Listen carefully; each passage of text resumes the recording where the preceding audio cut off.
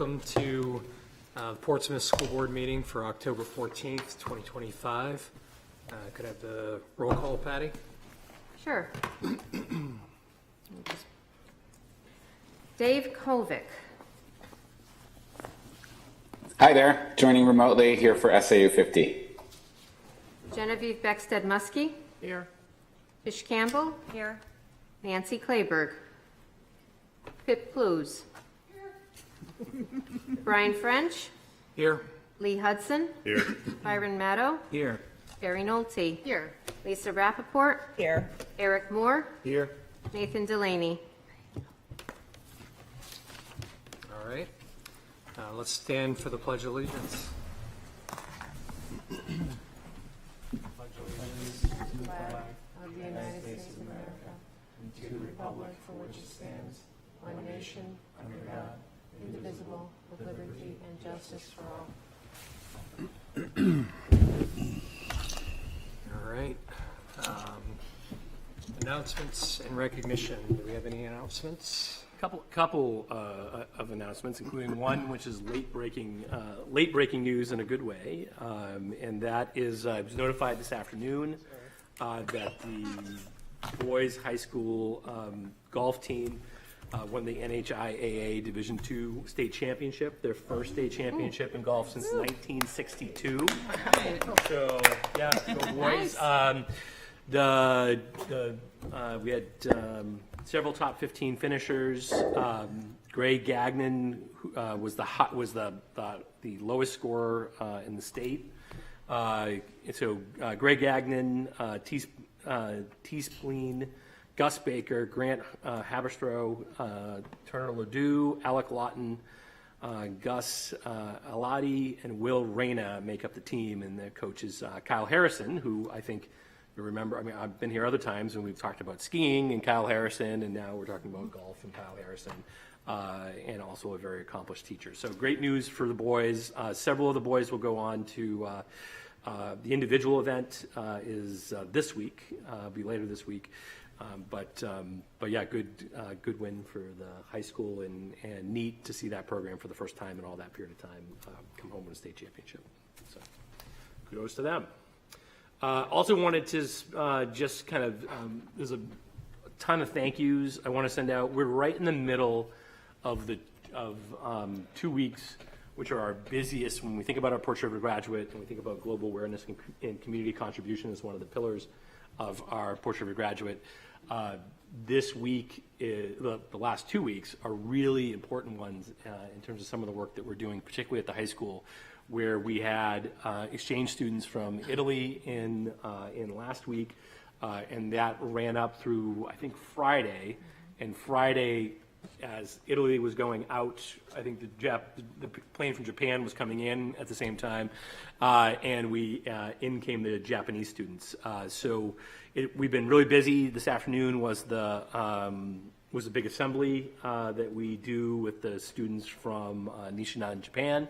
And it was great. As usual, we have a ton of our in-house staff who do a lot of work on these things. Some of those folks, there's some stipends in some situations, but most of these folks are unpaid and just committed to the concept, and are doing a whole bunch of things to support the programming.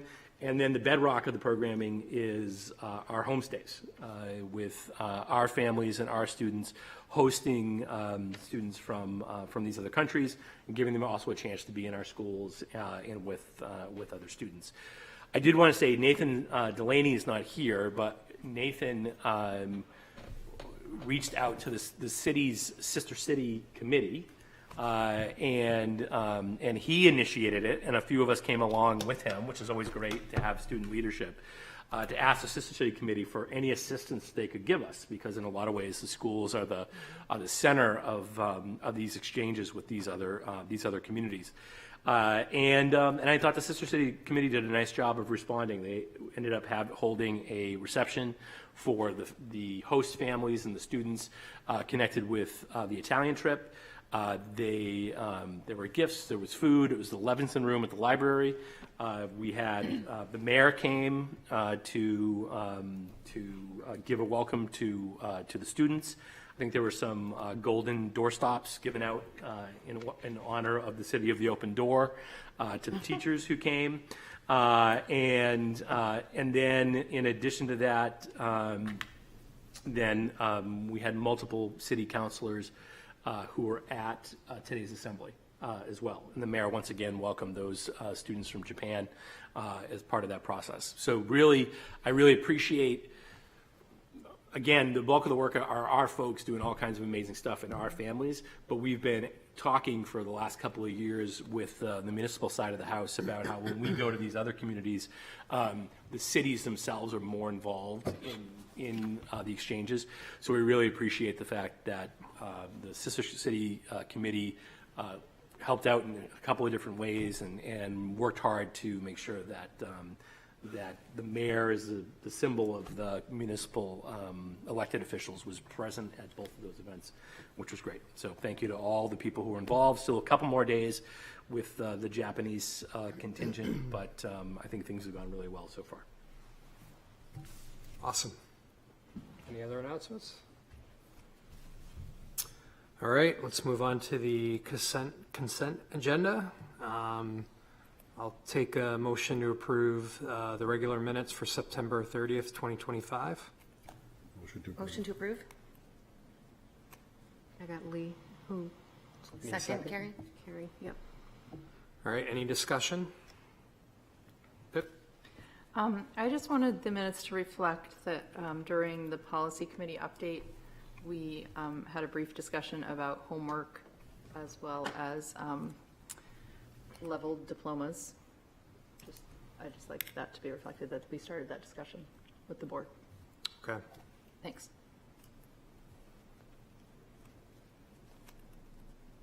Anybody else? So we'll add that to the minutes. Okay. All in favor? Can I get a roll call and abstain? Yeah, sure. Patty? Yep.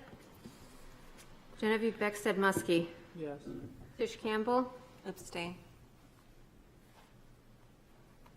Nancy Clayberg. Pip Clues. Yes. Brian French. Yes. Lee Hudson. Yes. Byron Maddow. Abstain. Carrie Nolte. Yes. Lisa Rappaport. Yes. 6-0. Passed. All right, thank you. Let's move on to public comment. Is anybody here to speak? Do we have anybody online? Nobody on Zoom? All right, I'm going to close public comment. I like to hit the gavel once in a while.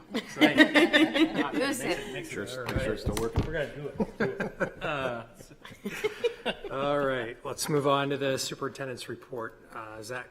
So you just have the email update. You had the only email. We're in a short turnaround from our previous meeting. You had one email from a citizen in relation to, I think they noted the homework policy conversation that was on the horizon, and they made a suggestion about something for folks through Edutopia, something that people can take a look at that might help guide some of that conversation. Second item in there for me is a memo from the leadership team at Portsmouth High School around their desire to change the rank and how we rank students and how we some action around GPA. This memo, to be clear, this is in here for informational purposes for this evening.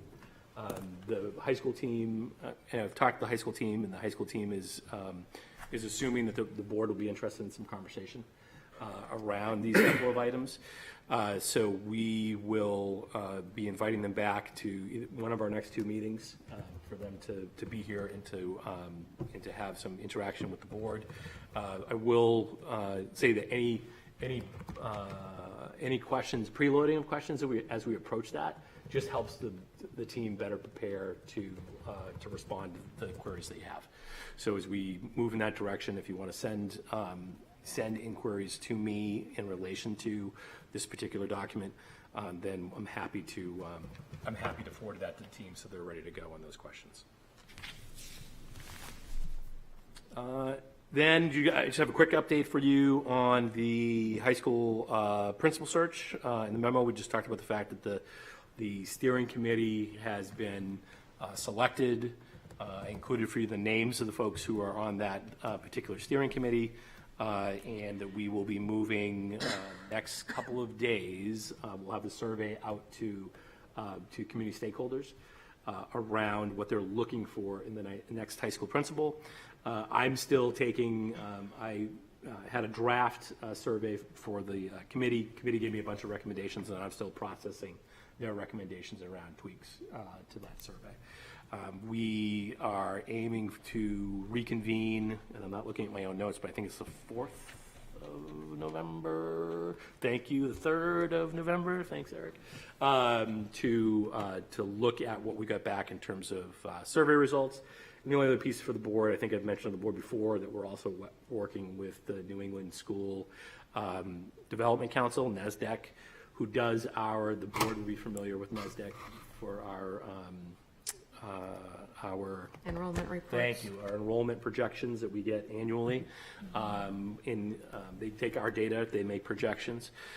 So that group will be conducting some in-house focus group work in connection with this as well.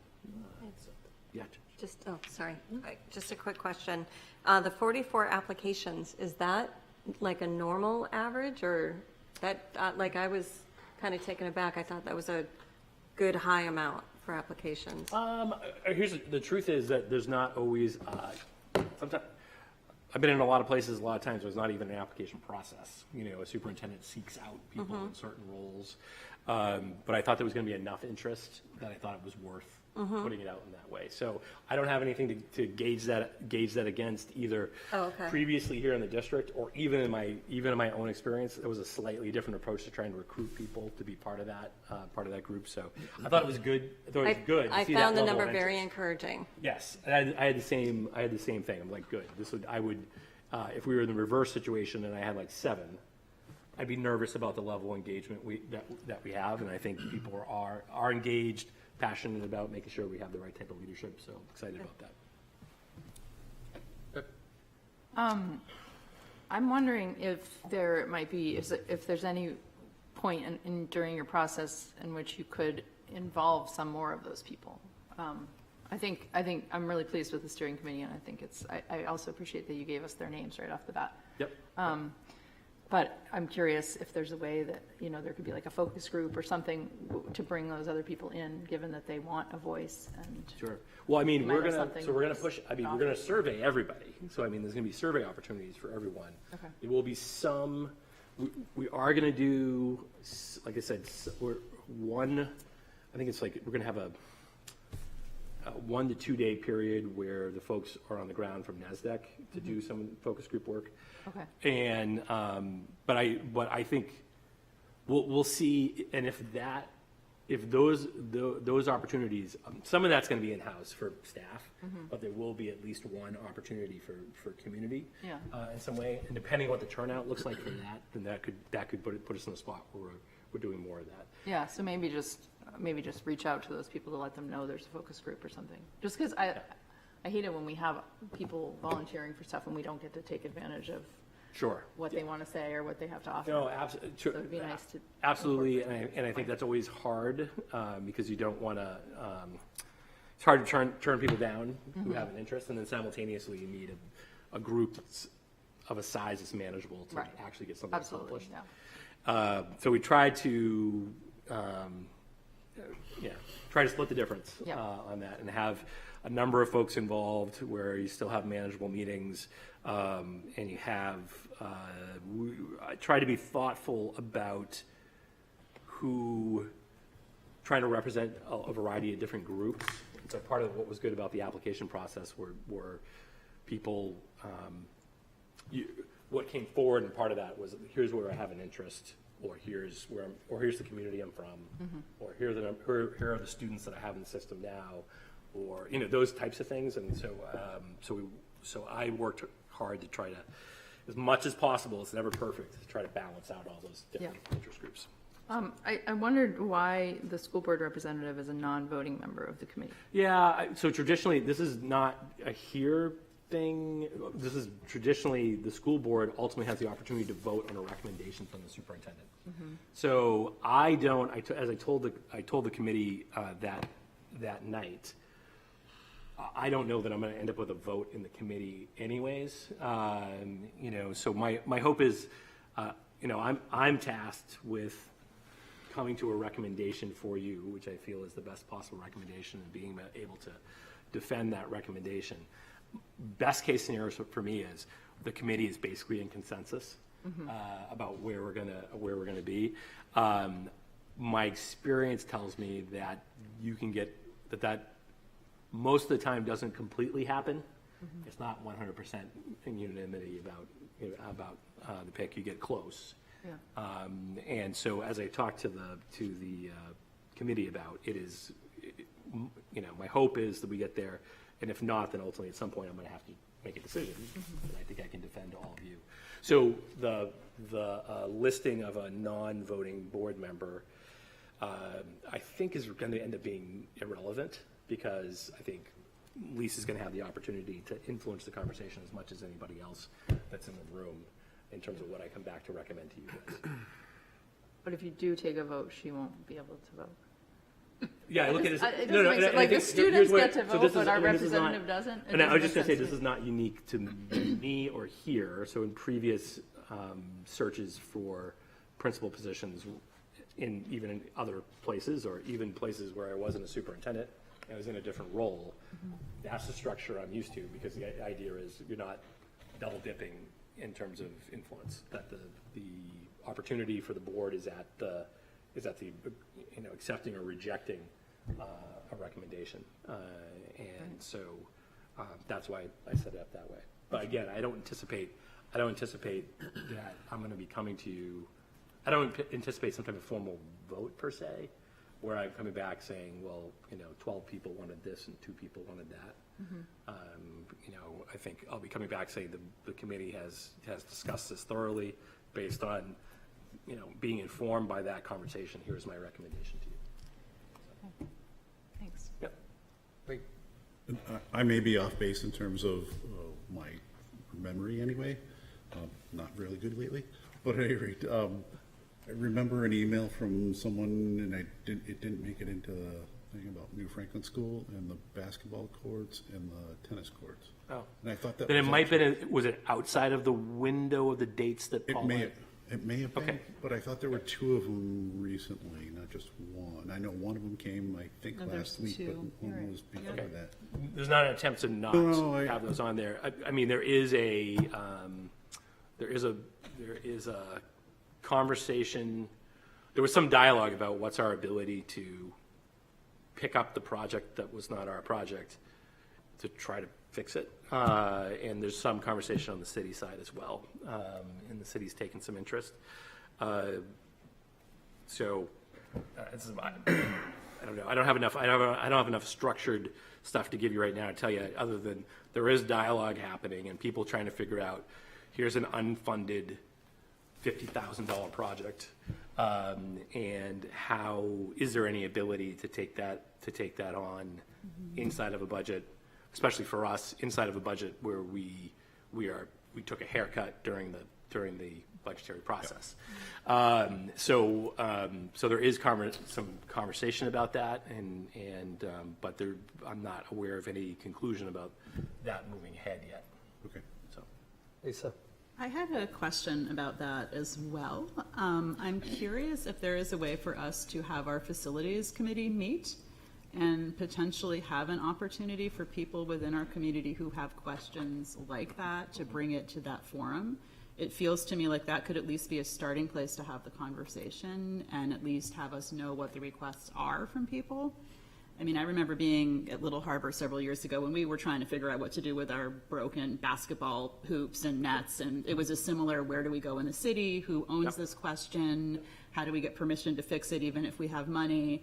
And it seems like facilities would be a nice place, hypothetically, for people to be able to know there was a scheduled meeting that they could come to.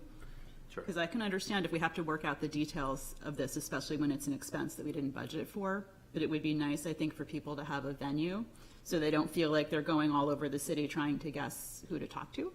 Sure. So And I know Kenny actually, it's funny you would say this, he was actually talking about that today, and he was starting conversation with Brian about getting that going. That's wonderful. And I think if it could be a committee with public comment so that it is possible for PTA, PTO, or somebody else to come forward with a question. I mean, we're still ultimately going to decide what we want to spend money on through a process, but for them to at least have the ability to raise it, I think would be valuable. Thanks, Lisa. Anybody else? I just had one question on this, going back to the principal search. I know you have a bunch of dates already for when you guys are meeting. Is that posted anywhere, or kind of what the goals and timelines are yet? I did not, I posted those dates as part of the application process. I have not posted like a tab someplace where you can go and find it right now. So it's a good recommendation. Okay. All right, thank you. Next up, 306 memo, Patty. Sure. So I provided a memo for the board because we've been sort of talking about the 306s, just to give everybody the same sort of baseline information, frame of reference about what these are. You're going to hear us talking about this a lot. We're already quoting this in policy committee a lot about the 306s, which is the minimum standards for public school approval. These were passed by the State Board of Education at the end of 2024. It was about an 18 to 24 month process to put changes into place, and those were ultimately adopted. And so those changes are going to start to make themselves known in our policy and the policy work that we do, including things like high school graduation requirements, what kind of credits there are, looking at things like combining policies, rescinding policies. You'll see some of that later today in the meeting. And I did include a link to the website. That web page, at the time of writing this memo, still had both parts of the 306s. There are so many that they're like into two different pieces. So that's currently when I wrote the memo. You can find them there if you want to read through what those all are. All right, any questions? Lisa? Yeah, I'm really glad that you included this memo, Patty, because this is definitely going to be a beast for us to reckon with across a whole lot of policies. Oh, yes. I am curious if it would be feasible, as we are putting policies in the packet going forward, if we're able to sort of link to or include Here's the the reference 306, which back applies to to this. that. Yeah. Because we're also running into a lot of situations where the sample policy from NHSBA doesn't necessarily hew exactly to what the legal language is. And then there's some cases where the interpretation may not be completely in line with where we might want to go as a district. So I think it would be helpful for people just to have that factual background. Yep. You know, and I think we need to kind of keep in mind as we're looking at those changes, they're setting minimum standards. You know, and some of the changes did things like say, we don't need teachers to be the ones teaching kids. We don't care if there's 50 of them in the room. You know, we don't mind if we really water down our graduation requirements or kids do a lot of their learning not in school. You know, and there could be some students in some situations where there's reasons that students would want an alternate way to learn that could be beneficial. But a lot of this is a cover for them not raising adequacy aid. So I just kind of want to name that. I mean, what we're really talking about here is trying to say they have fewer graduation requirements so we don't have to give schools money. Right. And so I want us to be kind of careful as a board to not go overcorrecting to dilute our standards, you know, just for what's really about finances and not necessarily about what's best for kids. So, And in a I lot don't of know. cases, the sample policies that are linked, which you'll find at the end of those sample policies, are the exact parts of the 306 that it's linked to, so you can go and you can read about that. So those are in there, and policy committee will look at those as well, and I've got a very thick binder sitting next Sure to you me. do. So that we can reference it in real time while we're discussing that. So, but I do think that Lisa's exactly on the story behind this. And I think this came up because we were talking about, you know, the desire to have, to not have Concord have control over some curriculum stuff. That was part of why I was like, we need to make sure that we address what are these things. But the backstory that we have not been heavily involved in over the last couple of years was a fight in the state around the 306s and exactly what Lisa's talking about, which was an attempt to basically strip back not just graduation requirements, but also anything that would require spending on behalf of communities, to say, because communities, when in battles with the state around what is an adequate education, would say, well, you're telling us in regulation that I need a librarian if I've got this many kids, I need a counselor if I've got this many kids, I need this. How in the world would you not, you're not giving me enough money to provide what you say is the basic standard of education. And so the state went about, through the State Board of Education, with the former commissioner leading yep. the charge, went about stripping back as many of those things. Maybe that's an unfair character, a lot of things. And it was clear that that was the purpose while they were in the midst of a lawsuit in connection with not providing communities enough money to fund education. So that is the backstory. So that a lot of those things have been pulled back. But I think we need to have an ongoing awareness, because that continues. 306s will continue to be a conversation at the State Board of Education level. And I think we just need to have an awareness of what is going on there. And again, whenever we have the ability to weigh in, it's always good for us to be a voice in Portsmouth. So, Anybody else? All right. Thanks, Patty. New business, Brian, MS 26C. Yep.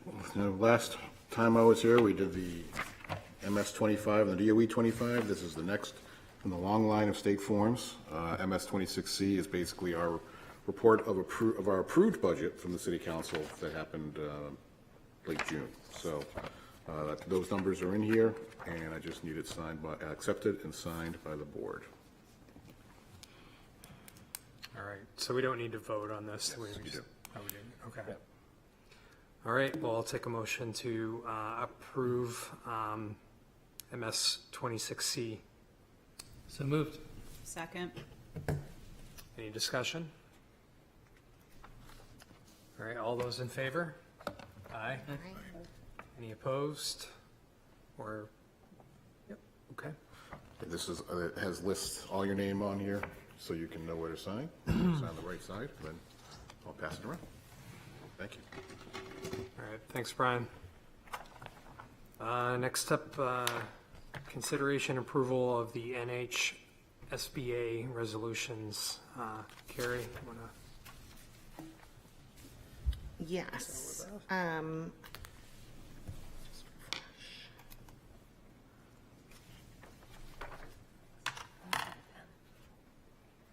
so sorry, Genevieve, do you have notes that you want me to, or do you want to just chime in on the? if you wish, yeah.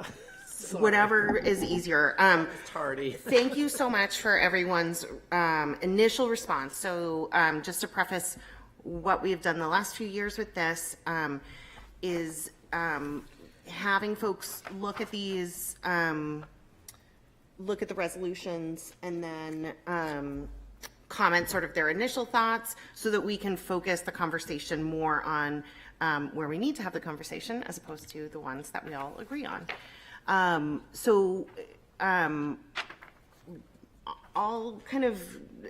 unfortunately, Genevieve had tech issues. My apologies for that. And so in general, I think we could start the conversation with the continuing resolutions. Those are the ones linked on the agenda. 1 through 12 are continuing. Actually, do we only have the new? So in our last agenda, the continuing resolutions are linked, but they're not, so we'll have to add that to this agenda.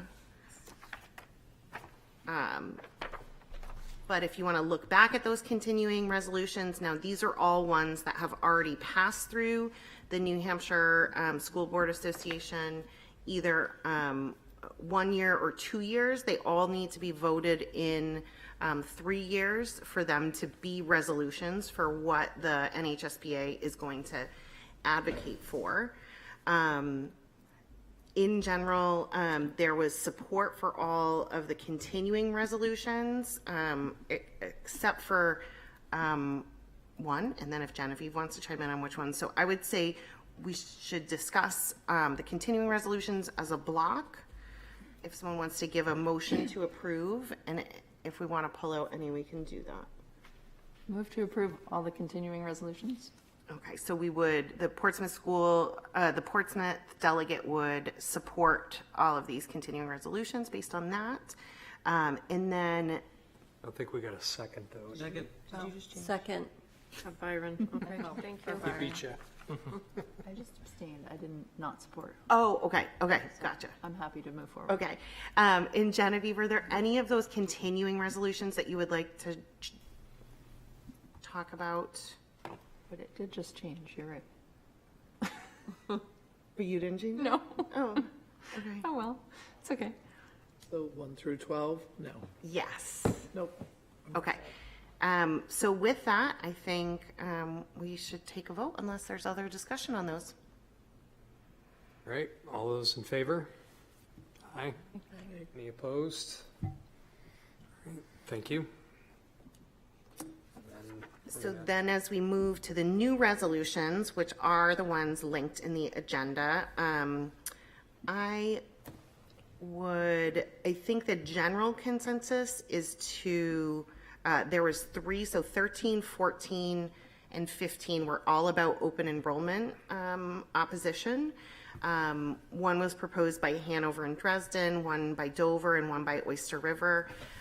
And those sort of, the NHSBA makes their own recommendation. They didn't explicitly recommend any of those, but they are on 13, they are recommending an alternative. And the alternative that seems to have support is the NHSBA opposes any open enrollment legislation that would have the effect of further undermining the reliability of projecting revenues and expenses in setting of school district budgets, and or the effect of impacting revenues and expenses once school district budgets have been passed by the community funding the majority of those budgets with local property taxes. Oh, the run-on sentences and this legislative stuff is a lot. So I would recommend a motion to approve the NHSBA alternative resolution to 13. If people would entertain that. So moved. And then any discussion, so that discussion would be, so our support of the alternate resolution, the alternate language for resolution 13 would kind of cover our decisions around 14 and 15 as well, in my mind. Lisa. I have a suggestion on that, if people would consider it, but I feel like this is one that is quite possibly going to be amended from the floor. And I wonder if we would be willing to consider as a group just a simple opposition to open enrollment. Like, I'm not sure there's a scenario where that's good for us from a budget standpoint, enrollment standpoint, or any other standpoint. And maybe people don't agree, but I suspect the exact wording will change. So if we change the rationale for why we're opposing it, I wouldn't want our delegate to be in a position where they can't vote, because some districts are very much in favor of this. I don't know. I mean, that's just Yeah, I think that makes sense. I mean, and then it's up to the delegate to assess the changes as they're made. Right? the reason we would want it. I don't think there is, but Byron, yeah. I mean, so my take is that I would not support, I mean, I think I'm sort of gray on if it's the alternative or general opposition to it. I wouldn't be supportive of it, but I think my read on how it would go for the city of Portsmouth may actually be an increase in, I mean, yeah, We are just running into our first murky okay. examples of this already, with limited, so behind the statute, limited regulatory guidance, different districts interpreting things in different ways, people self-enrolling without having conversations, and anyways, so I agree with, there is the possibility over the long term, if we were to move this type of system and we were a strong district, that there could be some advantage with declining enrollment, that could be the case. But that's not happening right now, and our first test case is already a murky mess. Already And out of is the that of people coming in or trying to? It's a non-associated, a student not previously associated with the school district, but a resident of one of the surrounding communities. Okay. Enrolling someplace else. Districts have different interpretations as to whether or not this can be happening. Okay. So we're already in a mess already.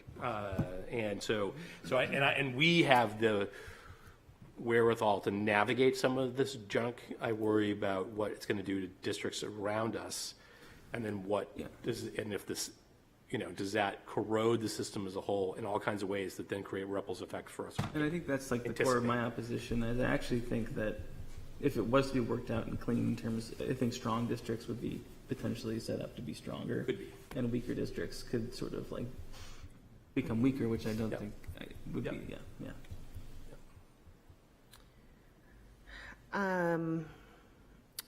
So just so I understand, as far as the alternative resolution that is kind of nuanced in opposing open enrollment legislation that would have the effect of undermining reliability of projecting revenues. I'm not hearing any opposition, or we want to support this opposition as proposed. The conversation that Zach, you were having is just greater concern that it's confusing, or I guess where does that factor in, just so I understand, to our support or lack thereof of this? So my recommendation would be to continue to support to be against open enrollment at this point, even if there's A potential that potential there's, in some I other see. ways, if this gets sorted out in something, but at the moment, I think it's not good for the overall ecosystem, and we can't in turn anticipate the ripple effects as a result. And then, Lisa, your suggestion was to, which we talked about at our last meeting, is kind of just understanding additional guidance that we would give a delegate. And you had mentioned like simple opposition that. I mean, if people agree, I think we could approve this and then also maybe just say, and if there's any other motion that's amended at the assembly that opposes open enrollment, how do we want our delegate to vote in that case? Does that make sense? Because we've had other situations where it comes up and then the delegate abstains because we haven't taken a position as a board and they represent all of us. So that was just. Yeah, I just wanted to clarify. It sounds like that was separate from. I think it's fine to separate what it. you were saying, right, Byron? Is that? Yes, it was separate. Okay, just making sure. Anyone, I guess that would just be maybe an amendment to have simple opposition to open enrollment if there's amendment on the floor at the delegate assembly. Do you want that, or did you want to vote a clean vote on that and then have a separate vote? I mean, I guess I'll I don't accept care. a friendly amendment All right.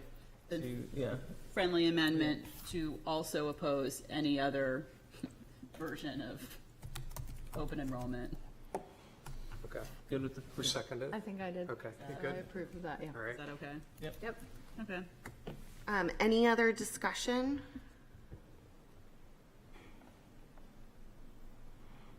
Okay, I All think. right. All those in favor? Aye. Aye. Any opposed? Any abstain?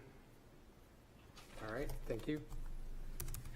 So then we would move through, I think, proposed resolution in 14 and 15, as that was covered in 13.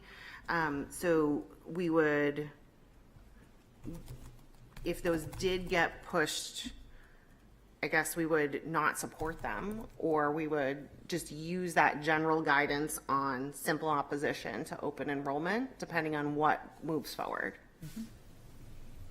I think that's just a consensus thing, but do we want to vote on, we'll just leave for maybe I will make a motion because I'm not really in charge of anything here, but that we will, if 14 and 15 are discussed as new resolutions, we would register simple opposition to those as well. Simple opposition to open enrollment. We're supporting the resolutions. Supporting the resolutions that oppose open enrollments. Second.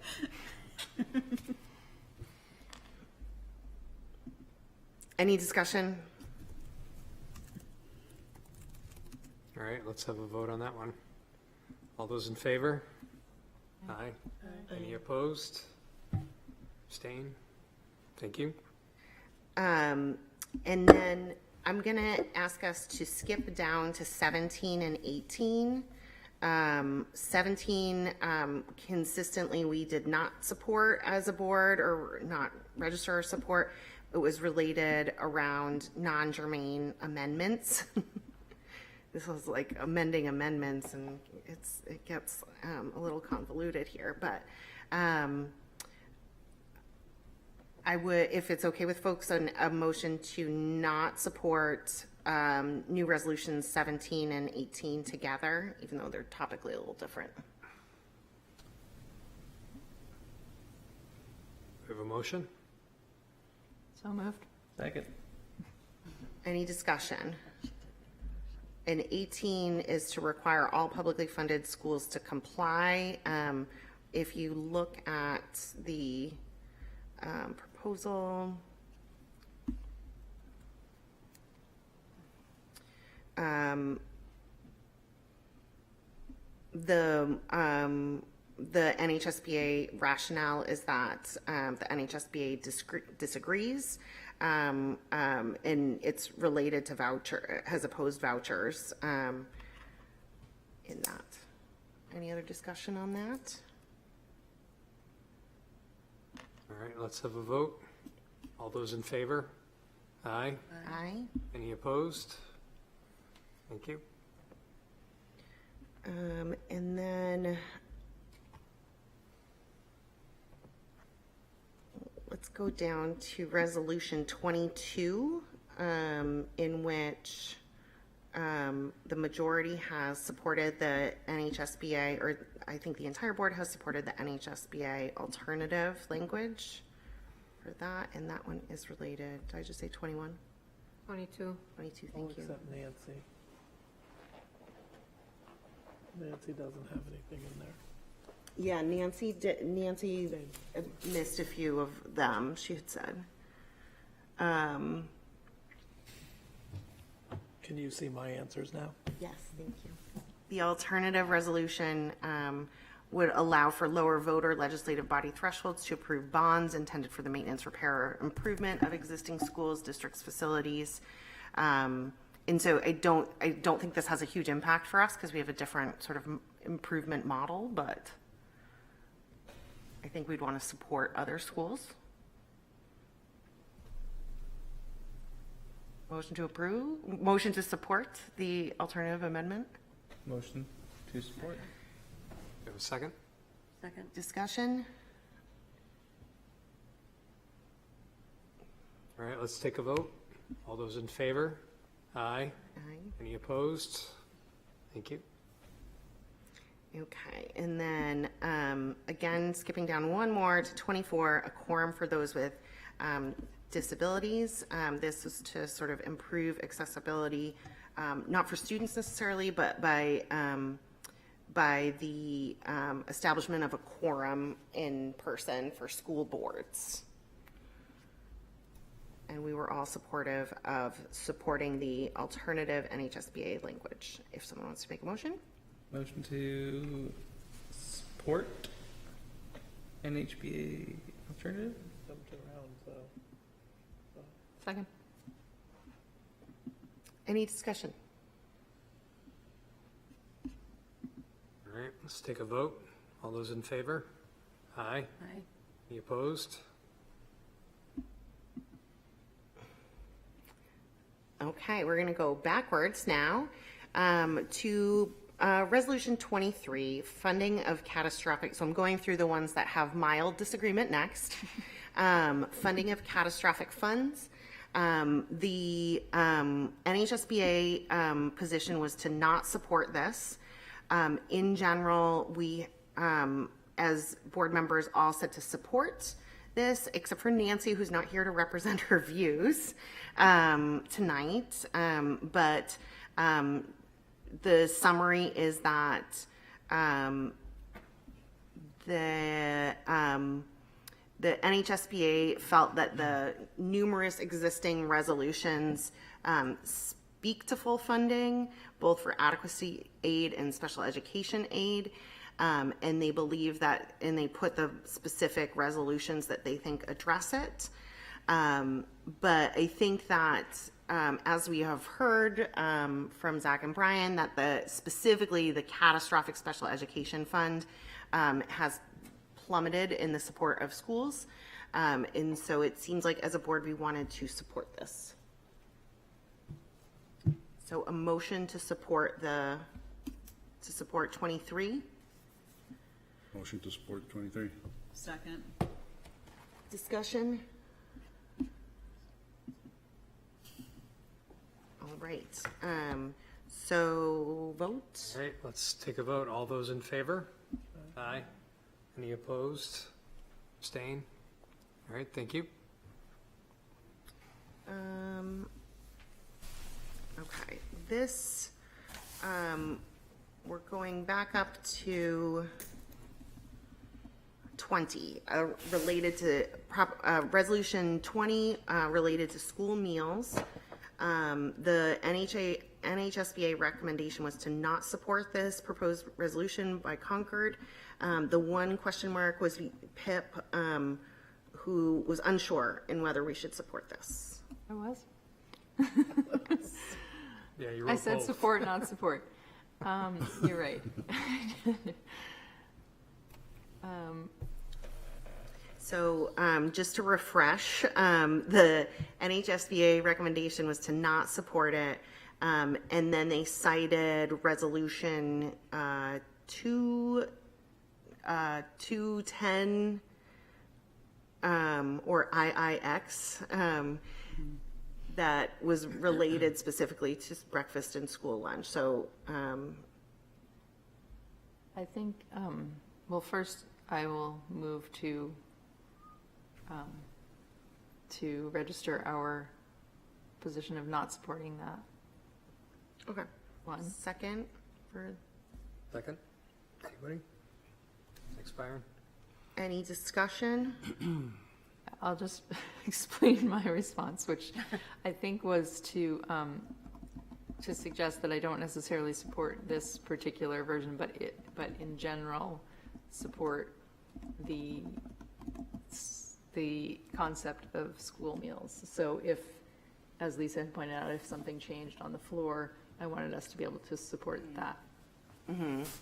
But I'm okay, given that everyone else feels we should not support it. Not supporting this specific one. My 2 cents on it was I thought that the one that's the one that they cite is much more specific to what they're advocating for, whereas this one is a little more ethereal on, we think it's important. So I would rather have the specifics in which advocating for school breakfast is part of this. And just as a reminder from last year when this was amended, the recommendation was from the NHSBA was to not support this, and at the assembly it was pushed through. So a lot of districts felt that school lunch or school breakfast was important. Yeah, and I like the NHSBA language that they already have, because it specifies if we do it, that it would be at no cost to kids, which the proposed resolution does not. So it has the potential to be both unfunded for districts and expensive for students, which is not maybe the intended idea, but.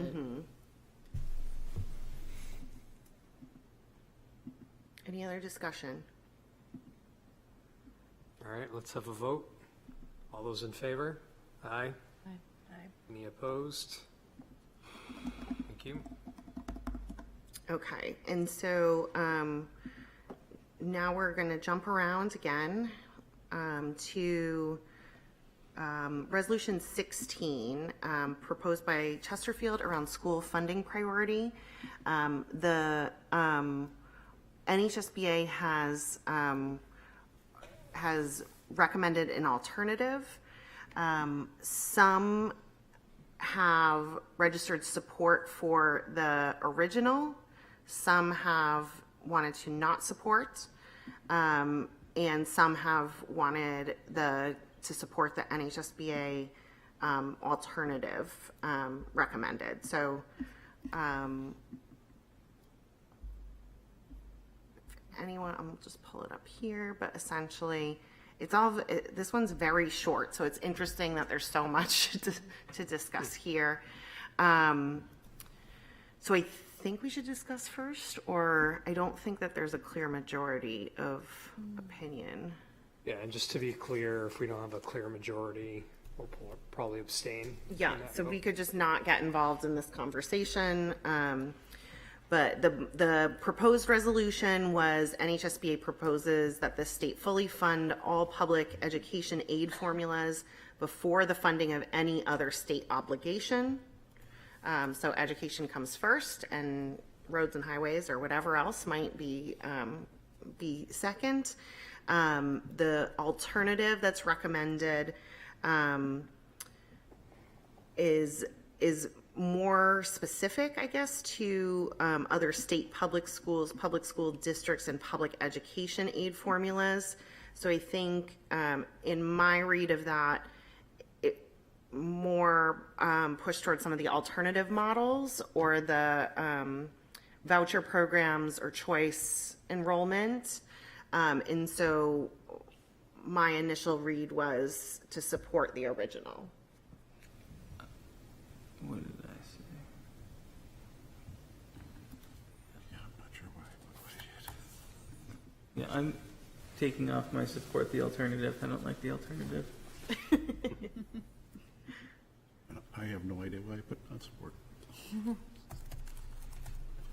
goes the copy. Okay, so you're changing to support. I think it seems that then we have pretty clear support for either the original or the NHSBA language. Does someone want to make a motion for one or the other? I'll make a motion to support the original resolution. Second.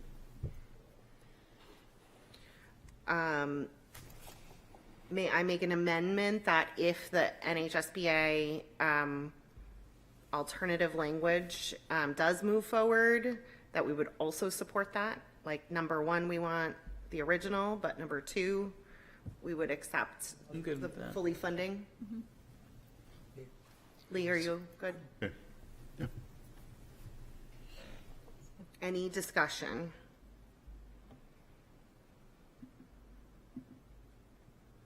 Okay. All right, So I'm let's gonna write support original, alternative as alternative as second. All right, let's have a vote. All those in favor? Aye. Aye. Any opposed? All right, thank you. Okay. So you saved the hardest ones for last, is that what you're doing? It's worked for us for a couple years here. Okay, new resolution 19 is next. It is about strengthening school building aid. The NHSBA recommendation was to not support this. In general, we have 1, 2, 3, 4, 5, 6. So we have a majority that agree with the NHSBA recommendation to not support. There were 3 members that wanted to support the original. That was myself, Nancy, and Byron. Wait. No. Byron's remembering right now. I put no support. No support for you. So in this one, it cites some other resolutions that are already specific to building aid as the rationale that this doesn't really accomplish much more. I think that what my read of this is that it sets a base amount that it pushes for from the state for building aid, which is not the baseline of 60 million annually for capital investments. And so that is what I didn't see coming through in the prior ones, which are more generic to what they would be advocating for.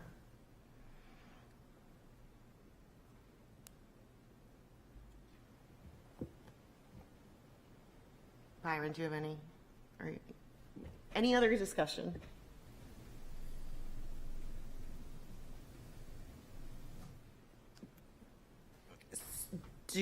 Seeing that there's a majority of not supporting this, does anyone want to speak to not supporting? Lisa?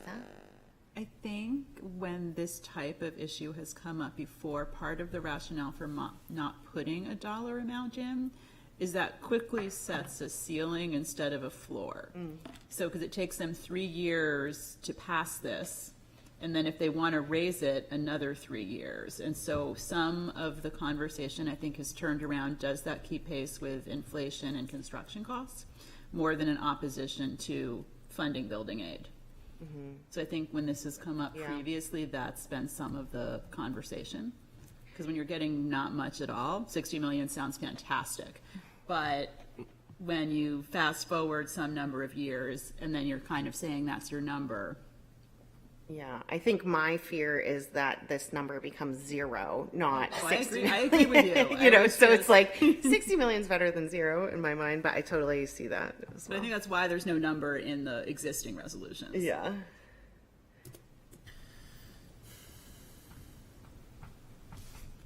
I think we don't support this. That a motion to not support resolution. Motion to not support resolution 19. Second? Good. Any other discussion? I'm just gonna say, I think, all of these, it's always good to go back to, what are you doing? You're giving the hired folks at NHSBA marching orders. And so the $60 million,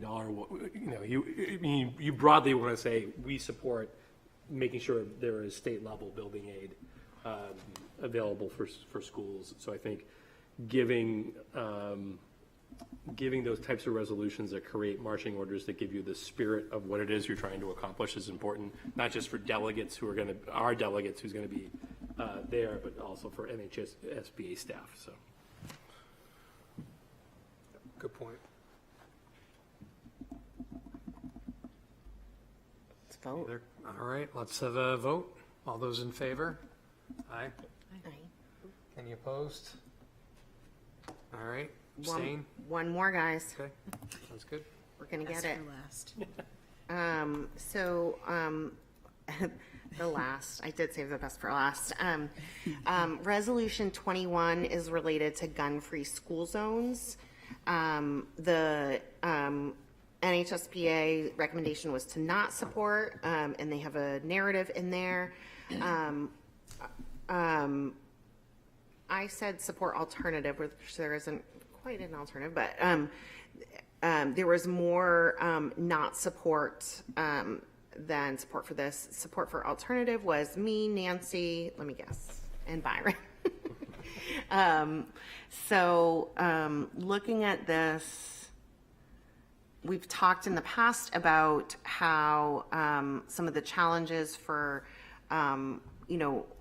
for gun-free school zones means that often we have to close schools for large elections. That takes away educational days for our students because there is opposing legislation that allows I don't know what the word is, allows firearms at the polls. I'm saying that wrong, but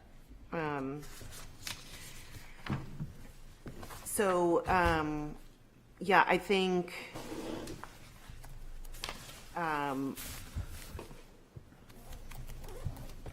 The NHSBA rationale speaks to a few different resolutions on the books that were related to the NHSBA advocating for legislative action that ensures local school boards comply with federal firearms laws and policies, and to restrict the possession on school property. So the NHSBA opinion is that this is already well covered in the current legislation.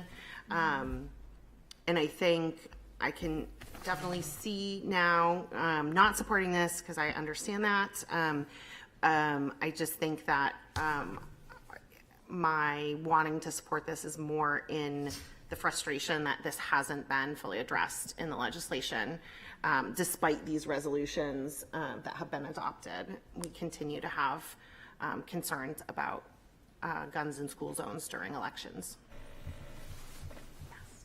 We might, given our stance on this, might want to consider proposing something next year, if we have consensus around that, that focuses narrowly on election days as a starting that's a place. great Because idea. for our district, that's a pain point. Absolutely. Other districts that might have a different position on a broad restriction might entertain that narrow restriction. And while I'd personally rather have it be constantly banned, we might have some success with that one piece. Just to maybe stick a pin in that if we want to consider that next fall. I mean, we could consider, I mean, again, if the conversation goes to that specifically, We'd have to network and have some conversations to do Yeah, that. to We make wouldn't that really succeed on the floor with that. But it's just a thought. Because you will absolutely see it again as we're working through the calendar for, yeah. for the next year. Every year. We're right- but this upcoming year is multiple elections in the next school year. We have some other things we're trying to navigate, and that is definitely creating challenges to try to fit the calendar within what the kind of traditional bounds of what people like to see. So I'll make a motion to not support, because but I do like the idea of next year, like having a specific proposal around this relative to our district. All right, do we have a second? Second. Thanks, Tish. Any discussion? Any further discussion? I was just going to say, I agree with Carrie, the frustration that this is still unresolved is intense. And it's not just about elections, it's just around safety. And I understand as a society that there are different things that we try to balance. I cannot come to grips with, there's a need to give people the right to carry weapons onto school premises. I just don't buy it, and I won't get it as long as I'm doing this type of work. So whatever. So I appreciate the frustration. I think I would encourage the board as you go forward to continue to pursue ways in which we can legally say that those types of things are not, you're already going to have people who may or may not follow the law, but to have it be lawful for folks to be wandering around our campus with firearms is problematic. All right, anybody else? All right, let's have a vote. All those in favor? Aye. Aye. All those opposed? me. Thanks, Carrie. Thanks for all the work, Carrie. Thank you Yeah, so thank much. you. Very May I good just stuff. take a moment to reconcile with Patty, just making sure that our notes align? Yeah, go ahead. Okay. We supported all of the continuing resolutions. Yep. We supported an alternative to Resolution 13 And also opposing any, and additional board support, simple opposition to open enrollment. Yep. On 16, we supported, sorry, my line numbers and my resolution numbers are not aligning right now. We initially would like to support the original, but we will support the NHSBA alternative as a second option. Yep. For 17, 18, 19, 20, and 21, we are not supporting. Sorry, I did them in different orders. yep, 17, 18, 19, and 20 not supporting. Yep, 21, not support as well. correct. 22, support the NHSBA alternative. Yep, 23, support the original. yep, and 24 support the NHSBA alternative. Yep, and then 14 and 50, That was general support for open enrollment. supporting resolutions opposing open enrollment. Yes. Got it. Okay, good. Thank you, everyone. Thank you. Thanks, Carrie. Yeah, thank you, Carrie, for navigating us through that. I've done it a couple of times. I'll be retiring from this I know we're, position. we're in sad. trouble. So We're in whoever trouble would like next year. the better spreadsheet, taking please notes. let me know. Getting a call for sure. I could come back just for a little guest Stand in, appearance. guest Because it's fun. I'll take it. All right. Well, now we should talk about the delegate for the assembly. I know, I did my. Oh, boy. Yeah, unanimous. People are trying to volunteer you, Byron, just so you know, but do we have any volunteers for it? Volunteer, I should say.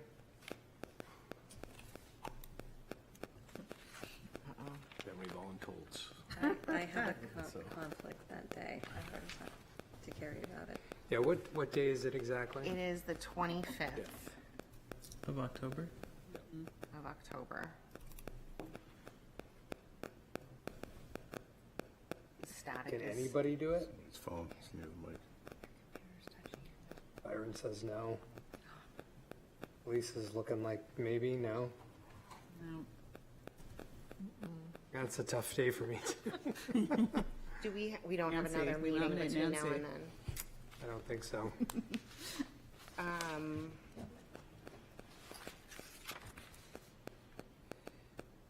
I will volunteer as tribute.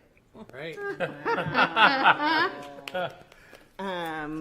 There's just one thing I have to reschedule. Is there anyone that could be like our last minute, like, break in case of emergency? It's legitimately a bad weekend, yes. Yeah. I'll be the emergency. All right, Lee. Thank you. Lee will be your emergency. Oh, okay. I thought you said I'll be having an emergency. Planning it right now. I'm thinking about it. Don't do that. Okay, thank you. Yeah, thank you. Thanks again, Carrie. Awesome. All right, on to some first readings. Pip?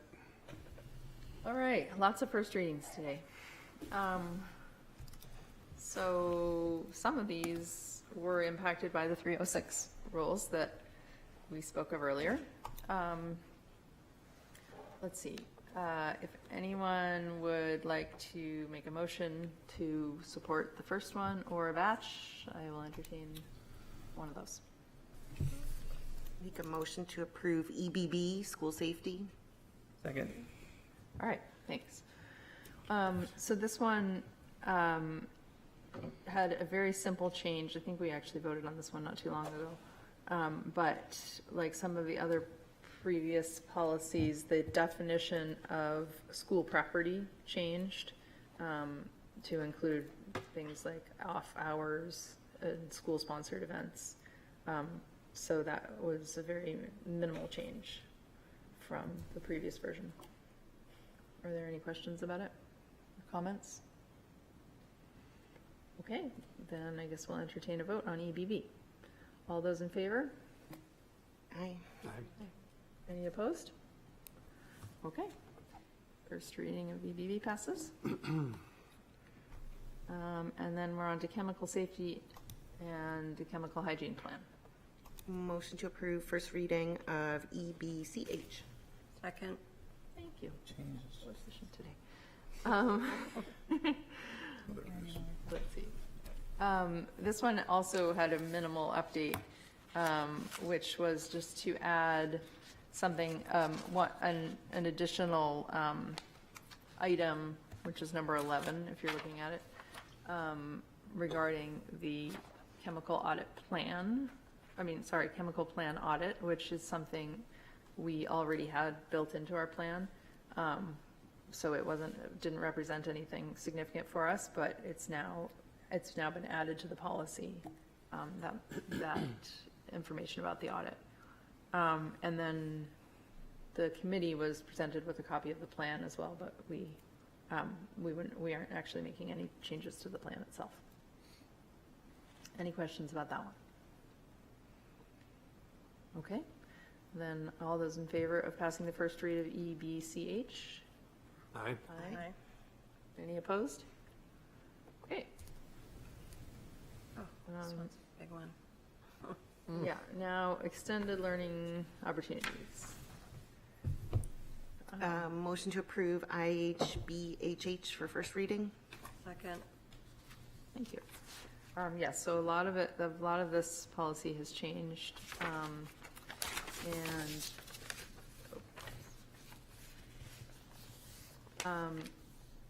most significantly, I think, was the addition of language around middle school opportunities.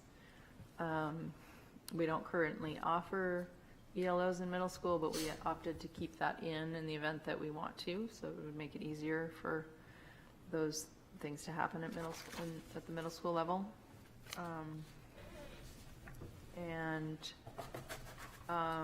Based on our discussion and what Patty informed us about, the changes to this policy have just made it easier and more, I think, more specific in terms of how people apply for and get these opportunities.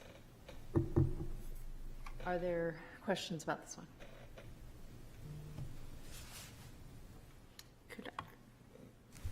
Yes, Carrie? I think my question is just more process, because I don't understand what currently happens. So are these, so at the, I don't know if anyone can speak to that, but what does this look like for a student engaging at the high school now? Because I think some of the things that I just don't understand is like the application, and there's lots about the submission and the approval and things like that. Is that a barrier to folks in engaging in this, or is there, okay. What this will do is this will open it up more to more students who may not currently be aware of this. Okay. So it's going to, much as I hate this phrase, it will increase transparency and do more advertising for this kind of opportunity for students who might not currently be aware that this even exists or might not think it's for them. So that there's a process now for them to be like, oh, I can seek this out. Oh, that is something I'm interested in. Oh, I can go talk to this person about it, Right. instead of it being some mysterious thing. So it clarifies things for everybody on both sides. Okay, thank you. Lisa? Carrie asked my main question, is I just wanted to understand how this might change what we're currently doing. And it was intended, I think, in the revisions to 306 to extend it to middle school. And so we're leaving that open, but it's not something that we're doing right now, is what the state of play is. Is that right? I just want to be sure I understood. Okay. Anybody else? You have a typo on line 123. Let's see. Key information must be submitted within 1 week of the. Oh, yeah, thank you. Okay. Okay.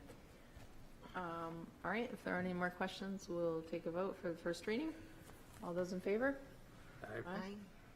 Any opposed? Okay, thank you.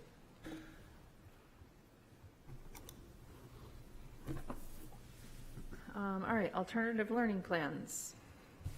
Motion to approve first reading IHBI alternative learning plans. Second. Thank you. Sorry, didn't mean to yell that. It's okay. We need some passion behind this. Yep. I'm very passionate about that. Okay. This is, again, related to 306 in terms of offering different ways of learning, different learning opportunities, as they're called now, different ways of demonstrating competency. And while that has been an option in the past for students with IEPs, this opens it more to everybody.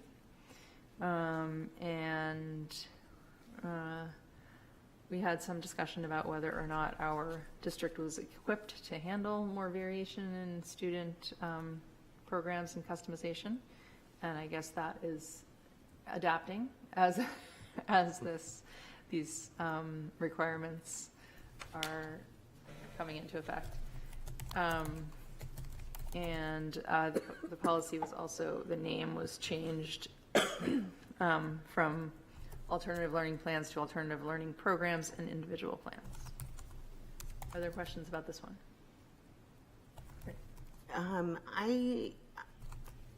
So I understand that, like, there are some, so like VLAX can be used as an option. People can also do full-time education. These are what we're taking as requirements. So this is, in addition to those things, we're looking at a lot of different opportunities for students beyond even that. So Okay. this goes above and beyond that, where previously, the previous policy really put this as students who were on IEPs to have an alternative plan to complete their education. Where now, instead of saying this is only offered to students on IEPs, any student can take advantage of a different way to show that they've demonstrated competencies. We might have a student who is professional figure skating ascendant, or somebody who wants to do that might be able to demonstrate that they're completing their physical education and health competencies through all of their training through figure skating with their coach. Those are not opportunities that, under our current plan of alternative learning plans, we're able to offer. So this is really going to start opening things up, where we had the conversation in policy committee about how are we going to monitor this, how are we going to track these things, and the conversation went to our budget situation last year, where we were looking at potentially a director of counseling who would help sort of manage some of these things. So this is, again, a lot more variability, a lot more personalization and individualization for students, allowing them to pursue what they're interested in, taking away some of the stigma of students, just IEP students can only do this, while you've got other students who want to demonstrate things. So this is doing a lot of sort of opening that up, while at the same time adding complexity for us on the school end of it. And these would all be, is there a minimum,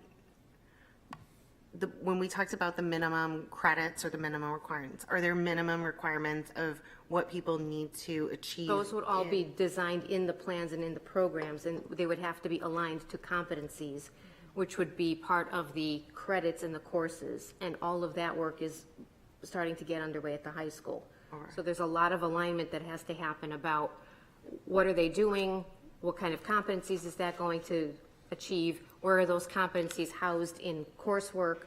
Okay, so if those competencies are housed in this class, then that's taken that class, but maybe there's one competency in this other class, but these other three are not covered. So there's a lot more sort of making sure that everything's covered.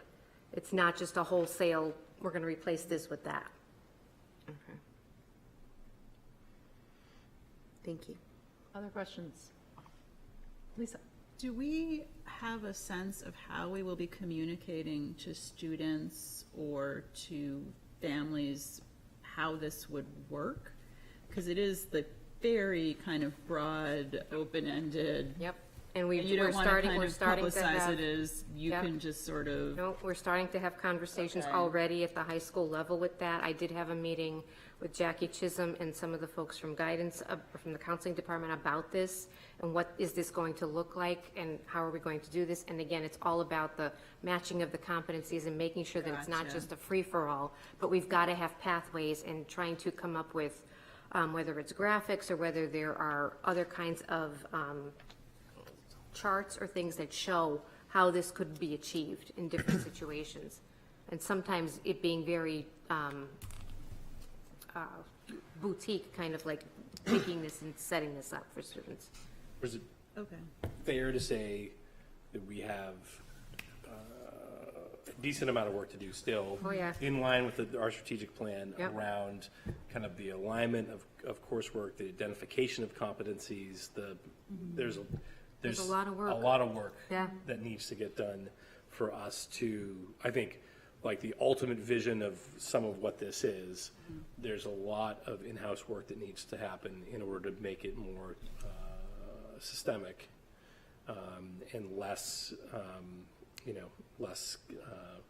I don't know how else I would run it. Well, you also are going to need to make sure that everybody in the system understands it better, because this is currently not something that exists. So how do you start to explain this even to teachers, to counselors, to parents, to the community? We've got to sort of sift through all of that and make sure we can clearly articulate what this is going to look like. Yeah. So scratching the surface just barely. Yeah, because I think that was my question, is my concern when we have a huge change like this in policy is that once we pass it, then we have to ensure that our program of studies that goes out from the high school especially Yep. has all of the components of this clearly articulated. Yep. And I'm wondering, would we be ready, or is this something where we'd want to wait to shape the policy until we have a better idea of how we're going to roll it out, so that we're not passing something that we're not able to logistically follow? We're also hoping that this is not, well, we know that we can make decisions on the school side, that this is not going to be for everybody, everything. Right, So we okay. can also stem the tide with some of this, like, oh, everybody just wants to do whatever. Like, there are certain things that you can't do any other way. So there are going to be conversations about this. It's not just going to be a rubber stamp. So that needs to be figured out. Part of the program of studies piece needs to be figured out. So we are in ongoing, I think, biweekly discussions with this. It's a big lift. Like everything, yes. Okay. I think Nathan was waiting. Sorry, yeah, just a quick, it's some of it an add-on.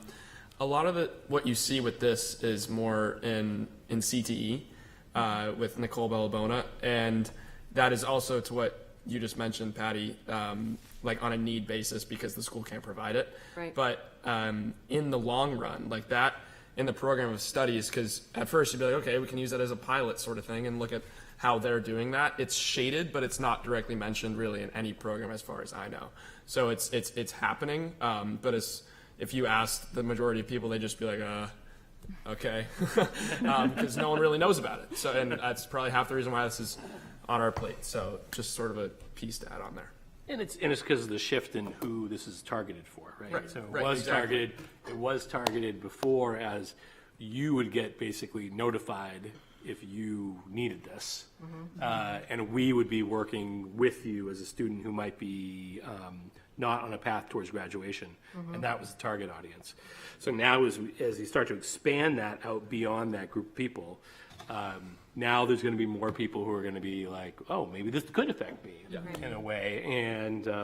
And so that, that growing knowledge will be at the same time trying to rush to catch up to be able to, because that will, even if there's gatekeeping from the superintendent, you need approval for things. Right. There still will be an increased level of expectation as people will grow in their knowledge about what the possibilities are. So. So two questions. One, based on kind of Lisa's comment and the idea that as we put policies into effect, then we are sort of accountable for them. Is there a reason this should go through now, or would an effective date as of next school year be more feasible to give you the policy to then develop the practice? I think, well, that there's a twofold answer to that. The 306 rules were approved in December of '24, so we are already almost a year from their approval. These just came out from the NHSBA. This is from the spring update. We still didn't even get the fall update. So we are sort of behind, but also having the policy in place allows us to start to work with students on developing these and learn from what they're bringing to us in addition to what we might have had experience with in other cases, and really have it be a conversation with a student instead of just, here's the syllabus, do these things. So I think that's the way we're looking at it, at least speaking in terms of what we had with discussions at the high school. And then, thank you. My second question is around the, I see now, so my concern was that everything was in A and B, or mostly B with the roles, is really around the principal and the principal's designee. Yep. But then when you get to the approval process, the review is at the superintendent level or the designee. I guess I'm not understanding the, I'm not understanding why it's going to that level. And I worry that we're maybe a district that's too large to. Well, you can count on designee for most. I mean, you know, so I think what's going to happen is we will have, you know, there'll be designees, and as that, and then only certain things will slip through a designee up to the level of I need to take a look, so we'll build out criteria, have that available for a designee or more, and then. You know, and then certain things come to me. I don't anticipate, we'll never have a system where on a day-to-day basis, Paulette's handing me 5 alternative learning plans for me to personally review. It just won't be. It's a portfolio, yeah. Yeah, well, I mean, just realistically, and I think, does that speak to your? Yeah, I guess process? I still worry about that. If the level of discussion is happening at the school and the level of planning is happening at the school, it seems to make more sense that it is approved at the school level. Which could be the designee at the school level. It doesn't have to be central office. But that's what I worry about actually seeming like a barrier in this policy, because if you don't understand those systems, and I think that in order to get this approved, I have to go through all these stages. I think that can actually push people away from a process like this. So I guess just in maybe second reading or just for the policy committee to consider is, do we really want to go with that? Or, I mean, part of it is knowing what the workload is of this, is there's going to have to be some designation for teachers that are, you know, these are alternative learning coaches or something.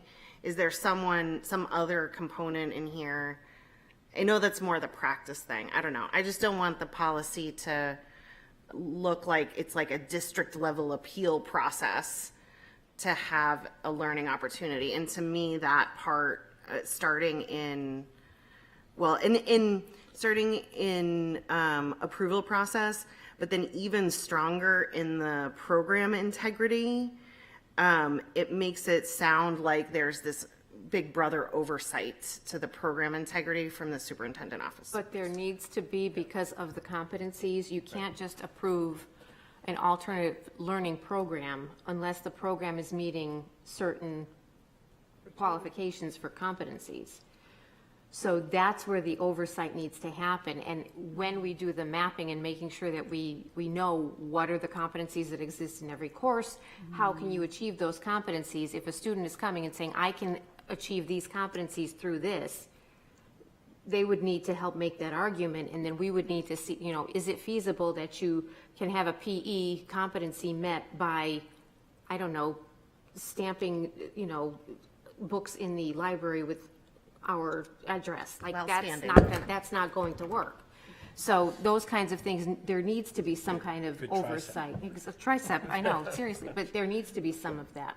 So that ensures that the integrity remains sound, because you don't want to have students have alternative learning programs go through the process and do the program and have it be less rigorous than students who choose not to go this route, and have them get an education that you're now having inequities built in because of this process.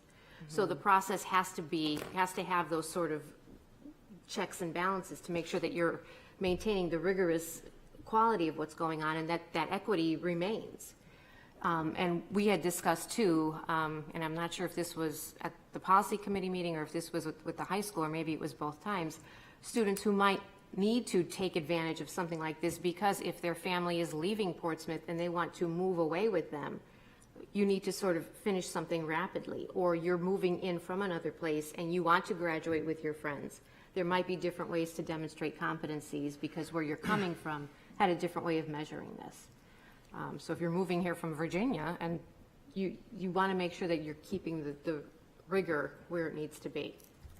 I would, Oh, go ahead. sorry, I understand that. I would just say my only hold would be, that the superintendent isn't the most appropriate person, because I worry you're going to get is you know, I heard Jane is doing stamping in the library, and like these really, when it explicitly says it's superintendent approval, or designee, I think that's going to come back to the board, and this is not a board level practice or policy. As it rolls out and there's some discomfort with it and people need to move through it. I think that's a point that we should discuss a little bit further. And I think what I'm hearing you say, Patty, is that that in order to maintain the level of rigor, you do feel like it needs to come through the superintendent's. There needs to be some oversight, not the superintendent's office necessarily. The designee could be at the school level, could be the high school principal. But somebody needs to ensure that whatever that programming is said to take the place of, it actually is doing that. And it's not some watered down version of a PE credit that we're stamping books in the library. Right. Okay, but I also see your point, Carrie, about it being a little intimidating and might maybe limiting access for people too. So I think that's worth discussing at our next meeting, or our next meeting, because we already have the agenda for the next meeting. Lee, I think you had your hand up for a while. I did. And so one of the things that I noticed about this particular policy was some of the rigor in terms of trying to actually apply for ELO, but then in terms of, and it kind of dawned on me a little bit in this conversation as well, which is the rigor in terms of monitoring and assessment. And so, and I can understand why at-risk people or students didn't necessarily have to have that because it's written into an IEP. But if you're broadening the scope of this to a broader audience, then that ought to be something that is written into the policy. I think should be written into the policy as well. It's also part of the work that we would be doing with mapping the competencies to the courses, because then you want to assess the competency. And so that is sort of understood, at least on the in-house piece of this, that if they're going to be achieving a certain competency, they have to be able to demonstrate that. And to demonstrate that, you're also going to need to assess that at certain levels. So all of that gets built in. And like I said earlier, this is just starting to be discussed, and we're trying to make sure that we can manage the pile of work that's in front of us. Lisa, did you have another I was going to say, and as we get more specific, as we get tighter in what competencies are connected to what classes and what assessments that students can demonstrate those competencies, then this will become a much easier process and more accessible to folks. But we've still got more work to do, and until that happens, it will be more labor intensive for folks on our side to try to process what is or is not an equivalent. So, Lisa? So I had two questions, and one is sort of partly what Lee was asking, but I'm curious, when we do assess students, how we're grading them. And I didn't see a specific, maybe I missed it in the grading policy, but I didn't see any specific reference to ELOs in that context. And I'm also curious in terms of the competency piece. There are some students, many of them are in the CTE program and doing these types of things in conjunction with, welding program or, automotive or something like that, where it's a very clear, there's competencies. But when students are exploring other interests that are things that we don't teach, how are we going to assess what they're doing? I guess I'm curious. Or are we saying that they can't do it as an ELO unless it already aligns with something we have a clear competency for in our curriculum? We try to make sure that whatever we've got our students doing, that we can tie them back to what we have. So, but could it be broad, like career exploration or something? I'm just wondering, if you have a kid who has a passion for, I don't know, like working with animals and exploring veterinary science and ends up doing an internship working, is that going to be, we don't have that in CTA. So is that something that they're allowed to do? I think the answer would be yes, and we would also look at what additional competencies could that support. So if you're looking, you might not have anything that falls under veterinary science, but it might be under biology. You might be looking at chemistry. You might be looking at so even more work for you. Absolutely, yes. Okay. Yep. but ultimately, I think we would I think we're not contemplating a scenario where it's not tethered back to Something that we some do. core of what we already say is That's fair. fundamental education. Okay. So, but a lot of those things are. I mean, sometimes it's just. I mean, there's not a lot of things that are beyond that scope. It's just a matter of finding where the experience can plug into. Even something like cosmetology, there's a lot of chemistry involved in that. So you're looking at chemistry. I mean, you don't mix up the hair color right, there's a problem. There's a problem. Fair. Sounds like experience. Okay. Any other comments or questions on this one? All right, so we will take a vote on the first reading, to pass the first reading of IHBI. All those in favor? Aye. Any opposed? Okay. Thank you. Now we're on to IHCA, which is summer activities. Motion to approve first reading of IHCA summer activities. Second. Thank you. In this case, the committee decided to support adopting the sample policy from NHSBA, which was more, just made a little more sense. I think both policies were very short, but the NHSBA model included a section about middle school and high school, which our previous one did not. And then there was an option to have a list of summer offerings by our district, but we don't have specific summer offerings. They vary each year, so we did not include that section. Any questions on this one?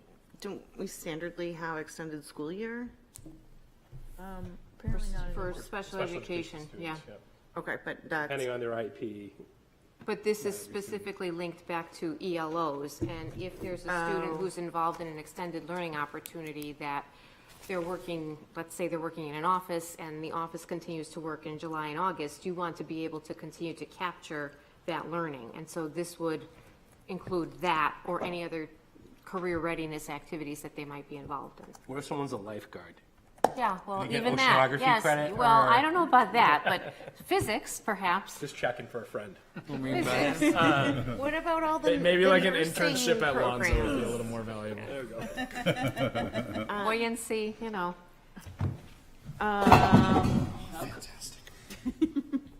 could this connects to IK, but can it also be more explicit to the one we just talked about, IHBI, if that's what the intention is? It could be, but I think IHBI, it might be implied, unless you wanted to make a specific link, but also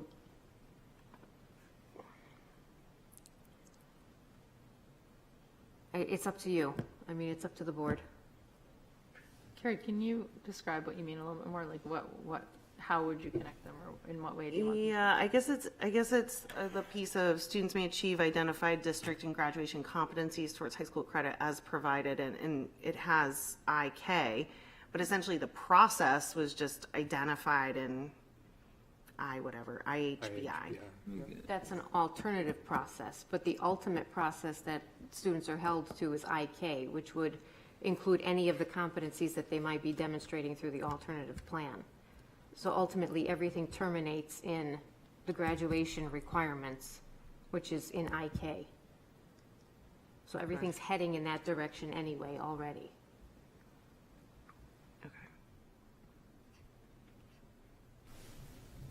Byron. I think I'm with Carrie on this.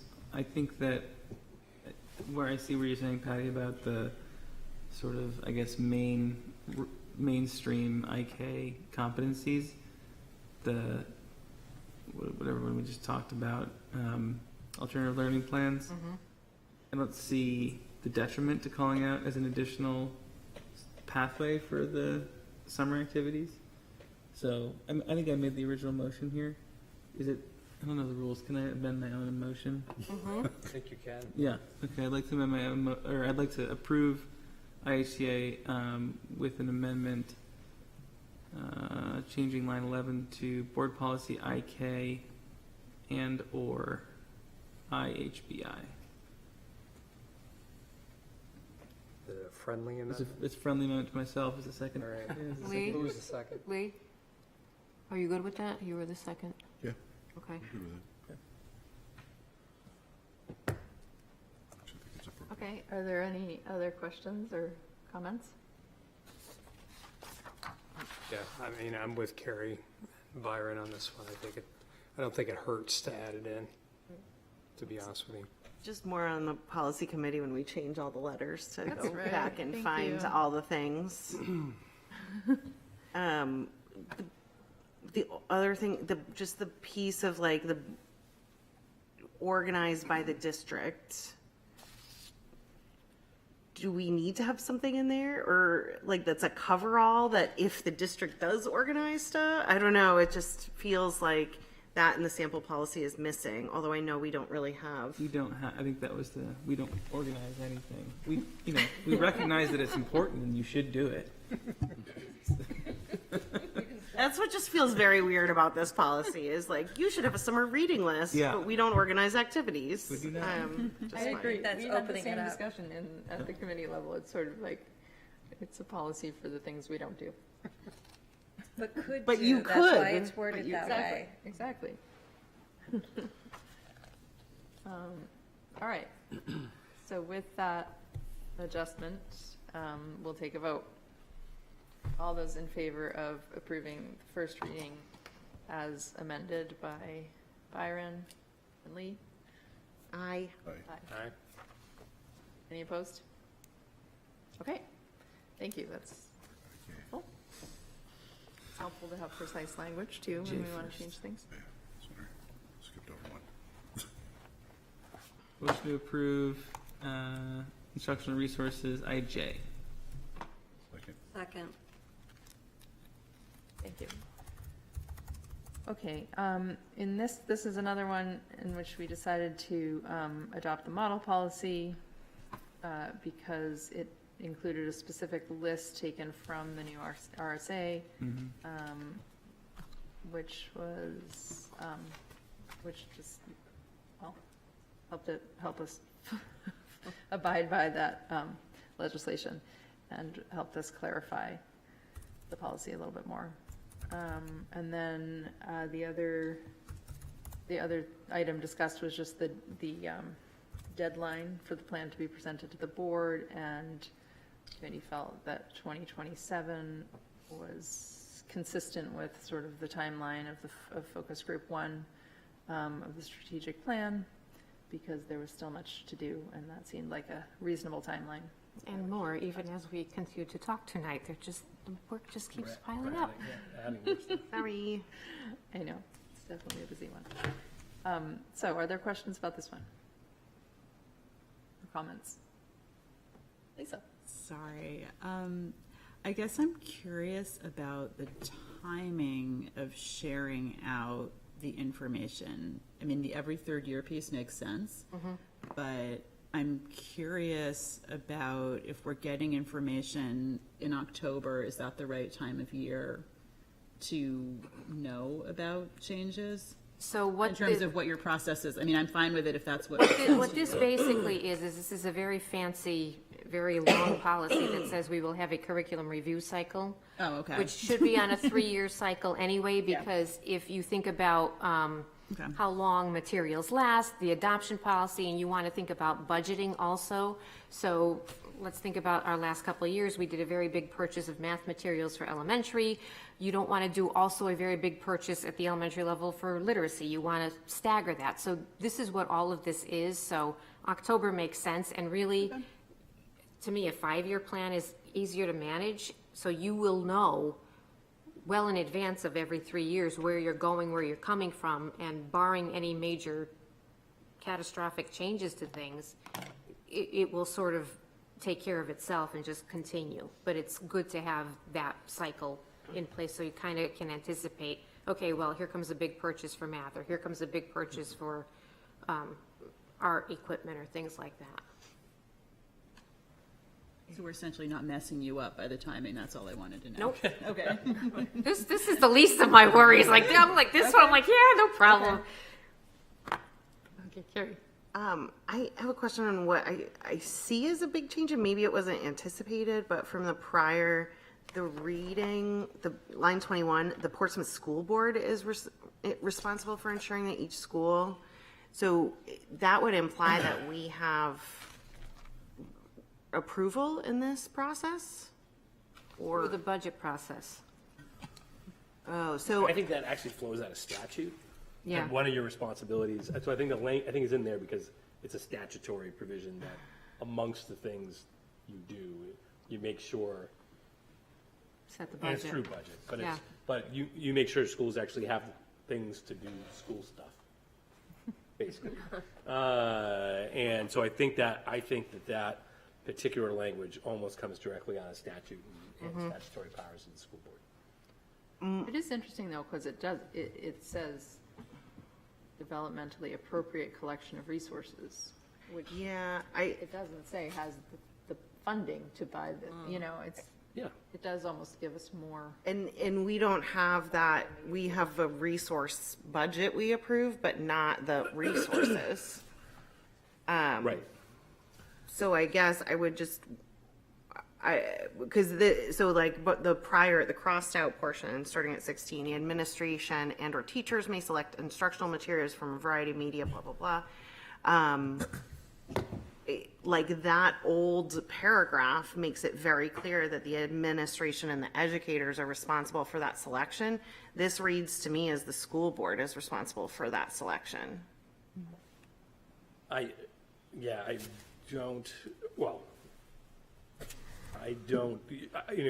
would never foresee a day where you're here and it's like, okay, guys, here's the 5 different textbooks we could use in whatever.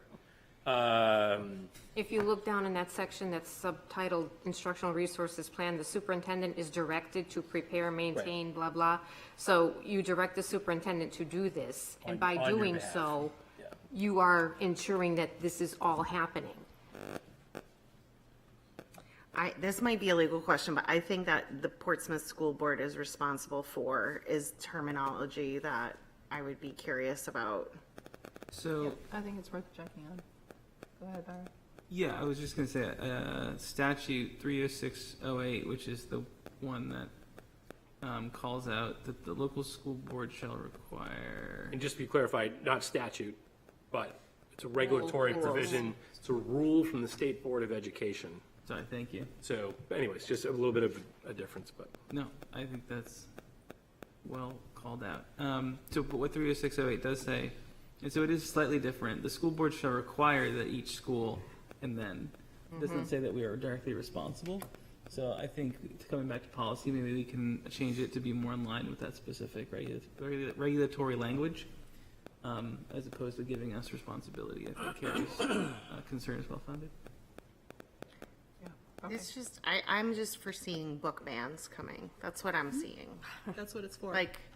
And so I would like it to be on the educators to pick the educational resources. Well, couldn't we reword it somehow of the school board is responsible for ensuring that the superintendent has, And faculty. Approves every Approved. resource provided to children one-on-one. No, sorry. I was just trying to put too much on. meets with each student individually to make sure that Reads it's every hitting- book. But it kind of, I mean, changing the wording there would bring it back to, like the school board is responsible for ensuring that the superintendent, ... kind of ties in with the line 78. It is, I mean, it kind of says right here, the superintendent is directed. So as a school board, aren't we directing you to make sure that Those things are happening. that those things are, yeah.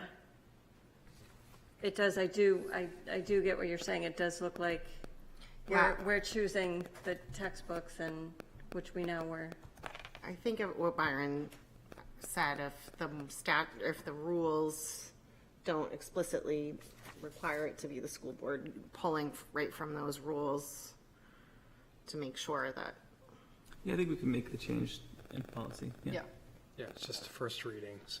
yeah. Thank you. We'll look into that for the second one, for sure. Okay, so with that in mind, let's see, do we have any other questions or comments about this one? This is one where I would recommend going back to the 306 rules and really trying to cleave as closely as possible and not give a single comma of extra sort of bureaucratic oversight that we don't need to add. It would degloss. Yes. Gloss. It's also contradictory in different sections on this. So we should pick the section we like better. Okay, all those in favor of passing the first reading, given that we will come back to you with a revised version based on our discussion? Aye. Aye. Aye. Any opposed? Okay. Thank you. We're making our way Last one. through, folks. So I'm You gonna, guys are great policy. You're doing a great job. Yeah. I'm gonna try and do something fancy here. We'll see if this works. Well, no, he's been practicing this dance, Yeah, so yeah, we'll yeah. see. All right. So I'd Take like your time. to move that we approve a first reading of IK and rescinding of IKAA. I guess I can explain why I'm doing it that way. Second. So there's this IK, as I understood it from policy, is been reworked to incorporate a lot of different pieces from different policies. There are several that we're going to be trying to rescind. The first of which is IKAA, and they needed to be separate on the agenda because these are consideration for approval as opposed to consideration for elimination of the policy. But it felt cleaner that IK becomes policy at the same time that IKAA no longer is policy. This is why the motion is to approve IKA in first reading and rescind IKAA in first reading. Thank you. Yeah. So I was going to mention this as we got down to this point, but what I realized about handling it that way is that this is only our first reading of IK. It is. So that will mean that it's not actually, Nothing is, right, Policy. and the rescinding will be first reading of the rescindingness I don't, of the word. did we do a second reading of an elimination? Rescindage? I think you rescinded once, you Yeah, pull I it and think that's what it. rescinding only happens once.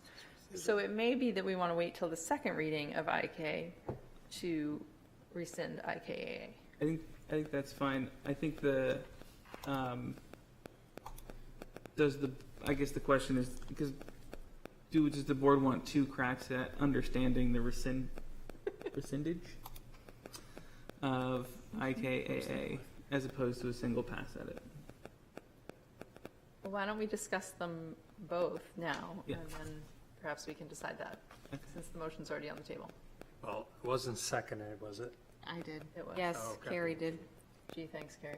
I'm rescinding, rescinding my second. Oh, no.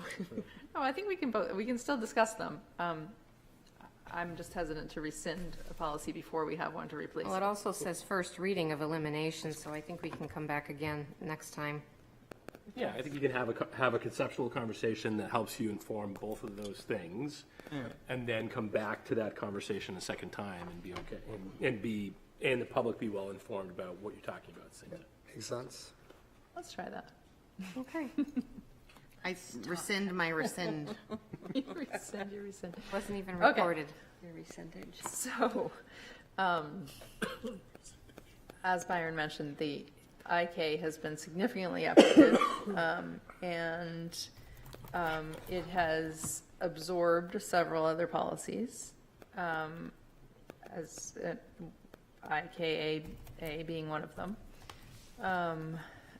And similar to some of the other ones we've talked about tonight, it now adds more ways to demonstrate learning and focuses on competency rather than seat time to earn credit so again, it allows students different pathways of demonstrating their competency in order to earn their credit. Any questions or comments? Carrie, and I guess we'll take questions and comments on, let's start with IK, and then we can talk about IK after. What is the difference between learning opportunities and interdisciplinary credit?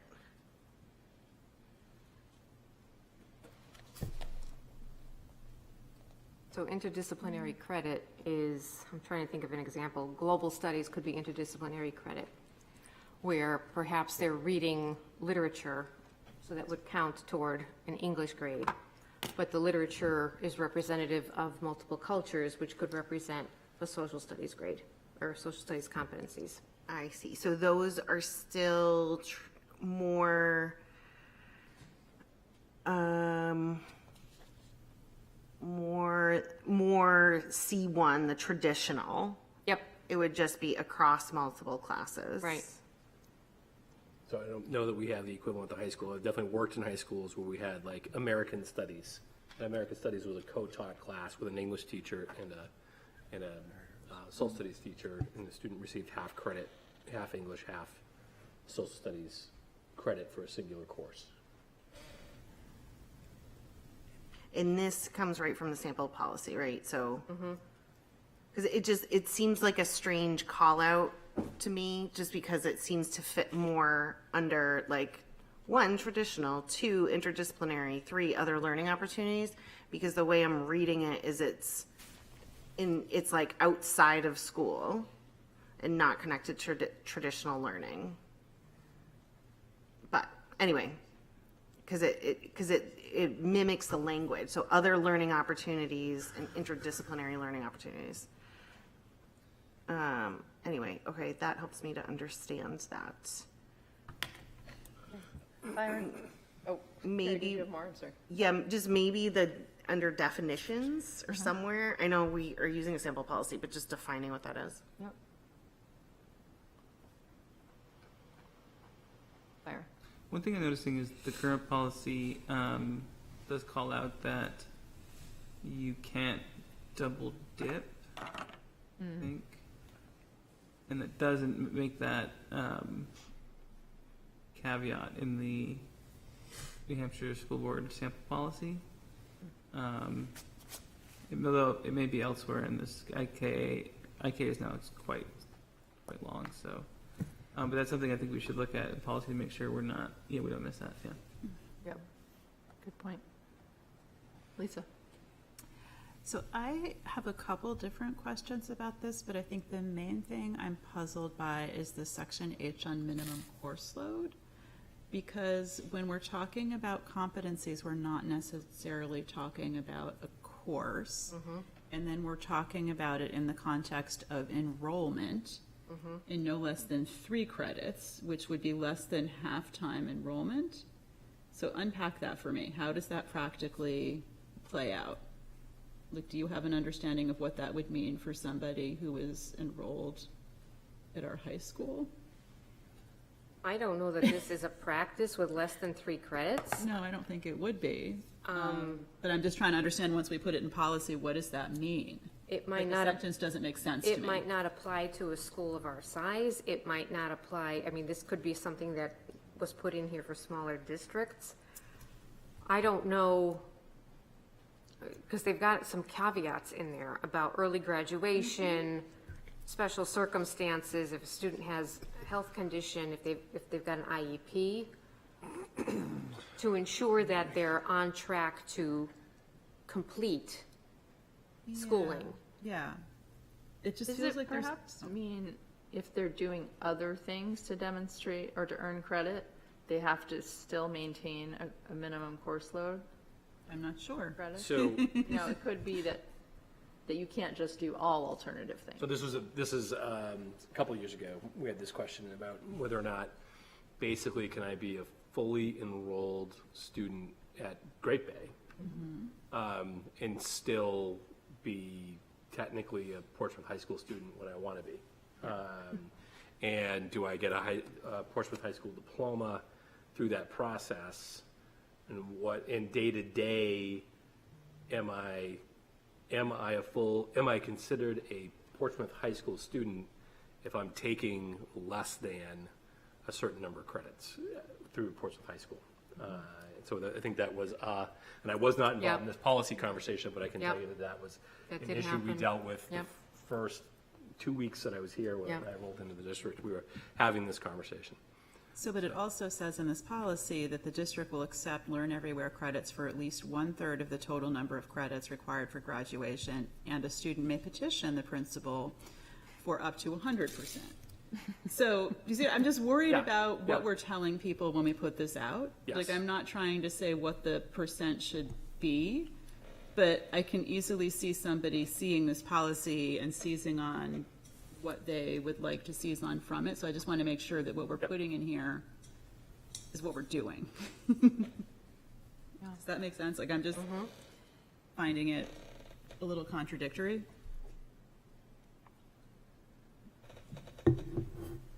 Yeah, I think I mean, the rules are kind of badly written. Like, if you go through the Yeah. section, there's several different sections that describe graduation credits in a bunch of different ways. And Learn Everywhere is not even part of the 306 rules. They come in a different section. And this was something that They the added it. previous commissioner was very passionate about.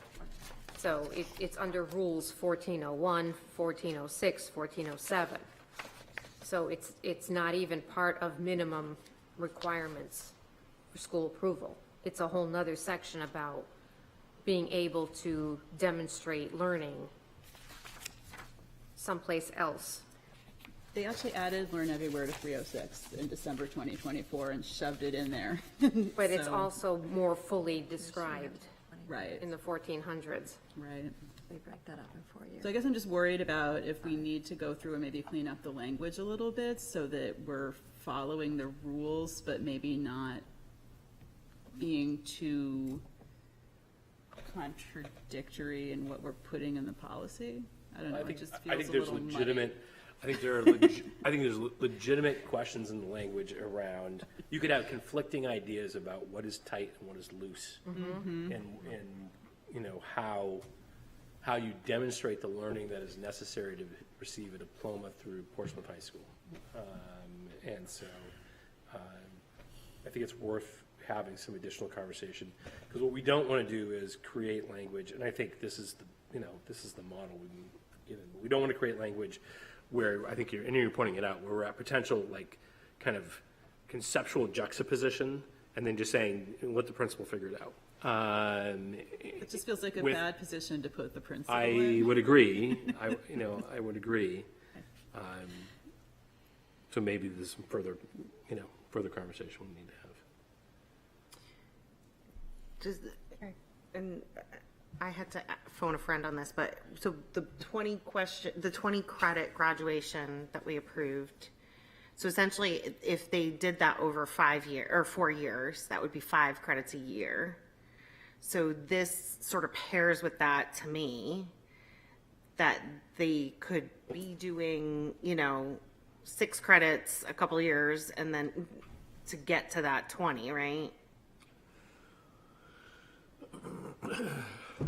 I mean, I guess the one thing I'm being like the most hopeful for what I hope that this is intending to do would be that if someone successfully completes 6 credits in the fall and then is doing alternative things or something like that, that the school district doesn't drop them and be like, you're no longer a student here, right? Which has nothing to do with where this policy came from. But I guess I'm just trying to like use it as like a, what would we want students to do? So if they are, what's a typical high schooler enrolled in? 4 credits a semester. 4 credits a semester, okay.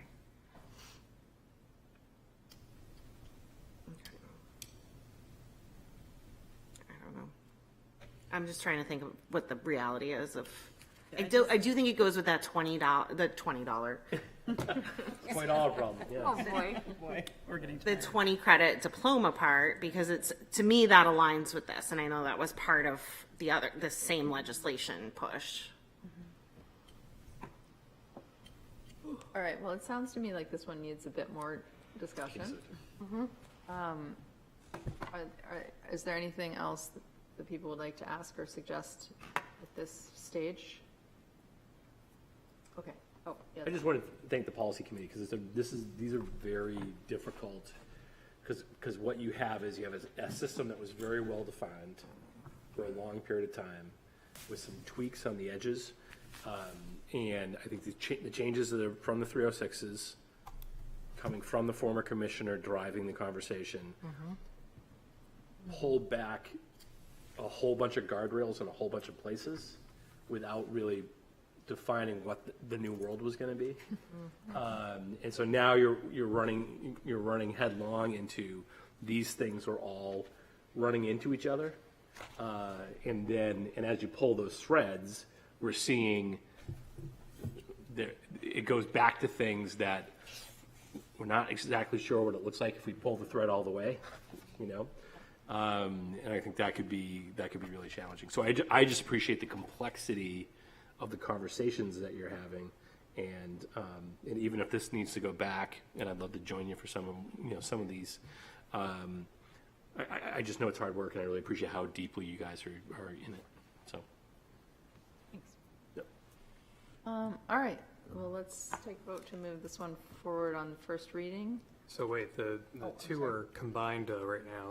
One is the Oh, elimination. you're right, thank you. So Double edger. I will rescind my original motion.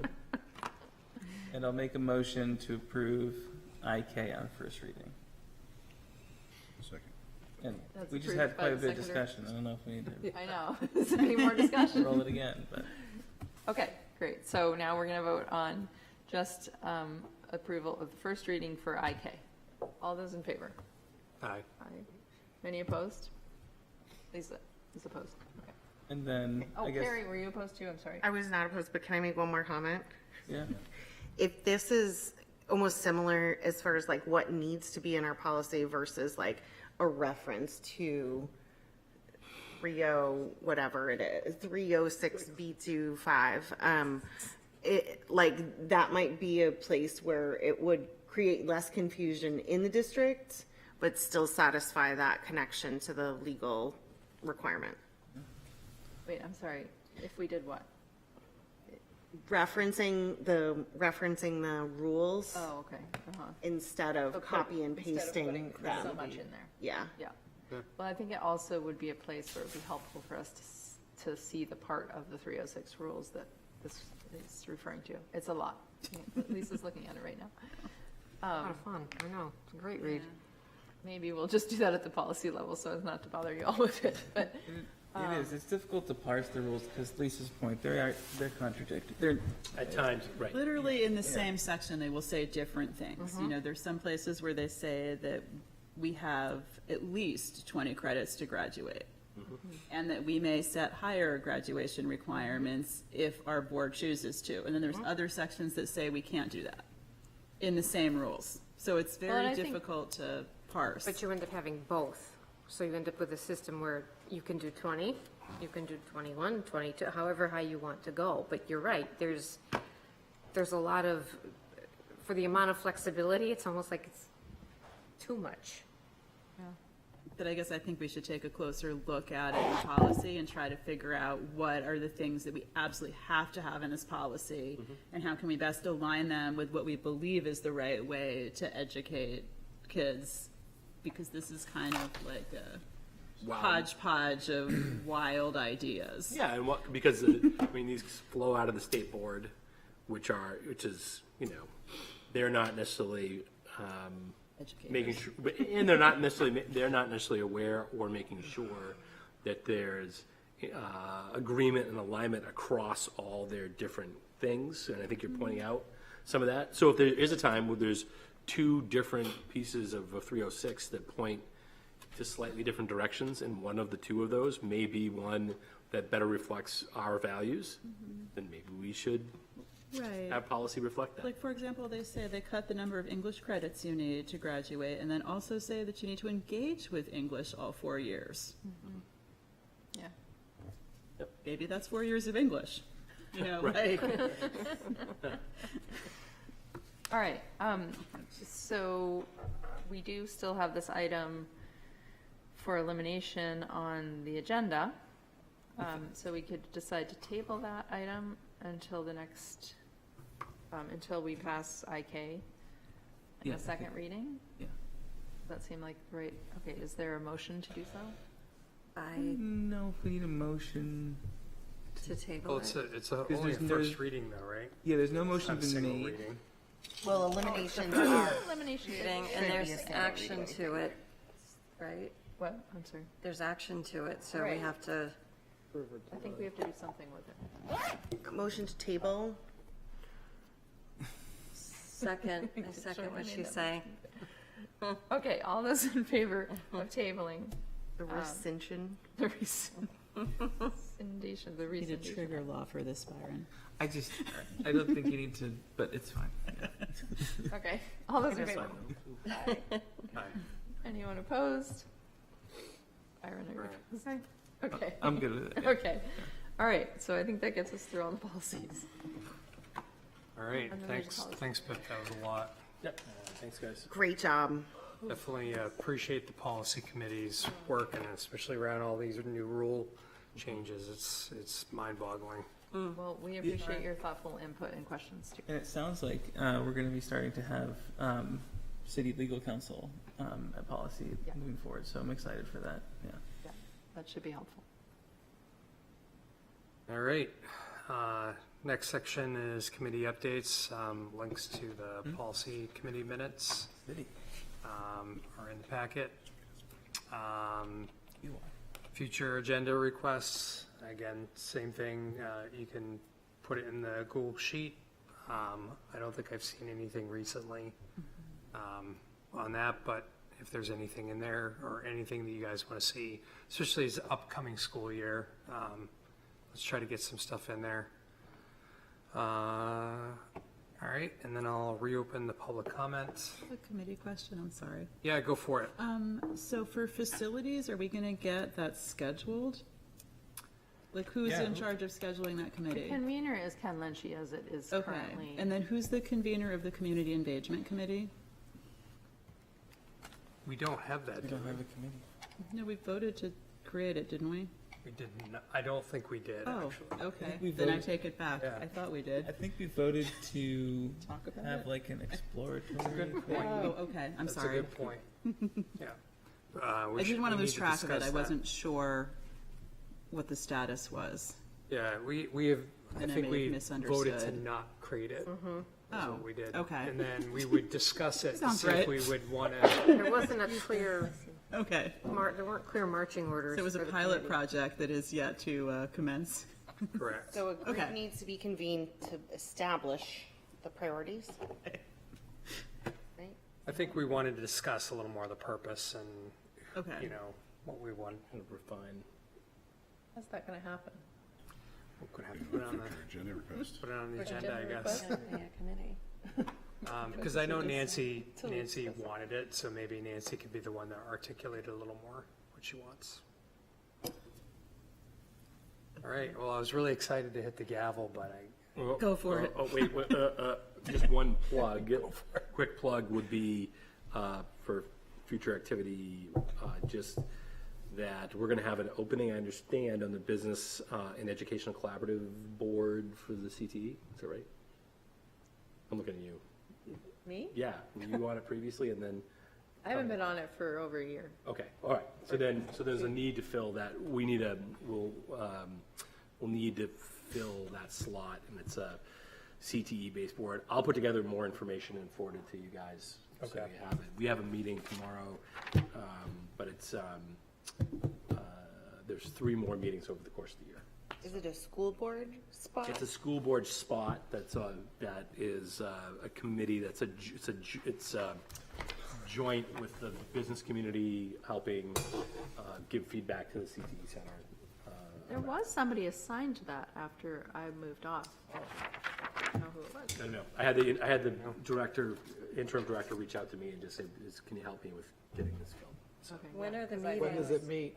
I reiterated. Though it is, it's meeting, actually, I think it's only two more dates after tomorrow. So it meets tomorrow, February 18th, and then a somewhat flexible late spring date. That's probably going to be in May.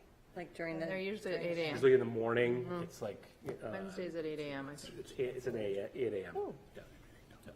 Wonder why I don't. So- know. What is that? I'll forward more information. I'll forward more information onto the chair and the vice chair, and you guys can, I guess, talk to folks. So. Okay, yeah, and if there's interest, just let us know. Right? And then, just on that note, reminding that, we're talking about future agenda requests, just, as Zach had mentioned, just giving preloaded questions about the ranking stuff, GPA change. Yeah, that'd be So, super helpful. all right.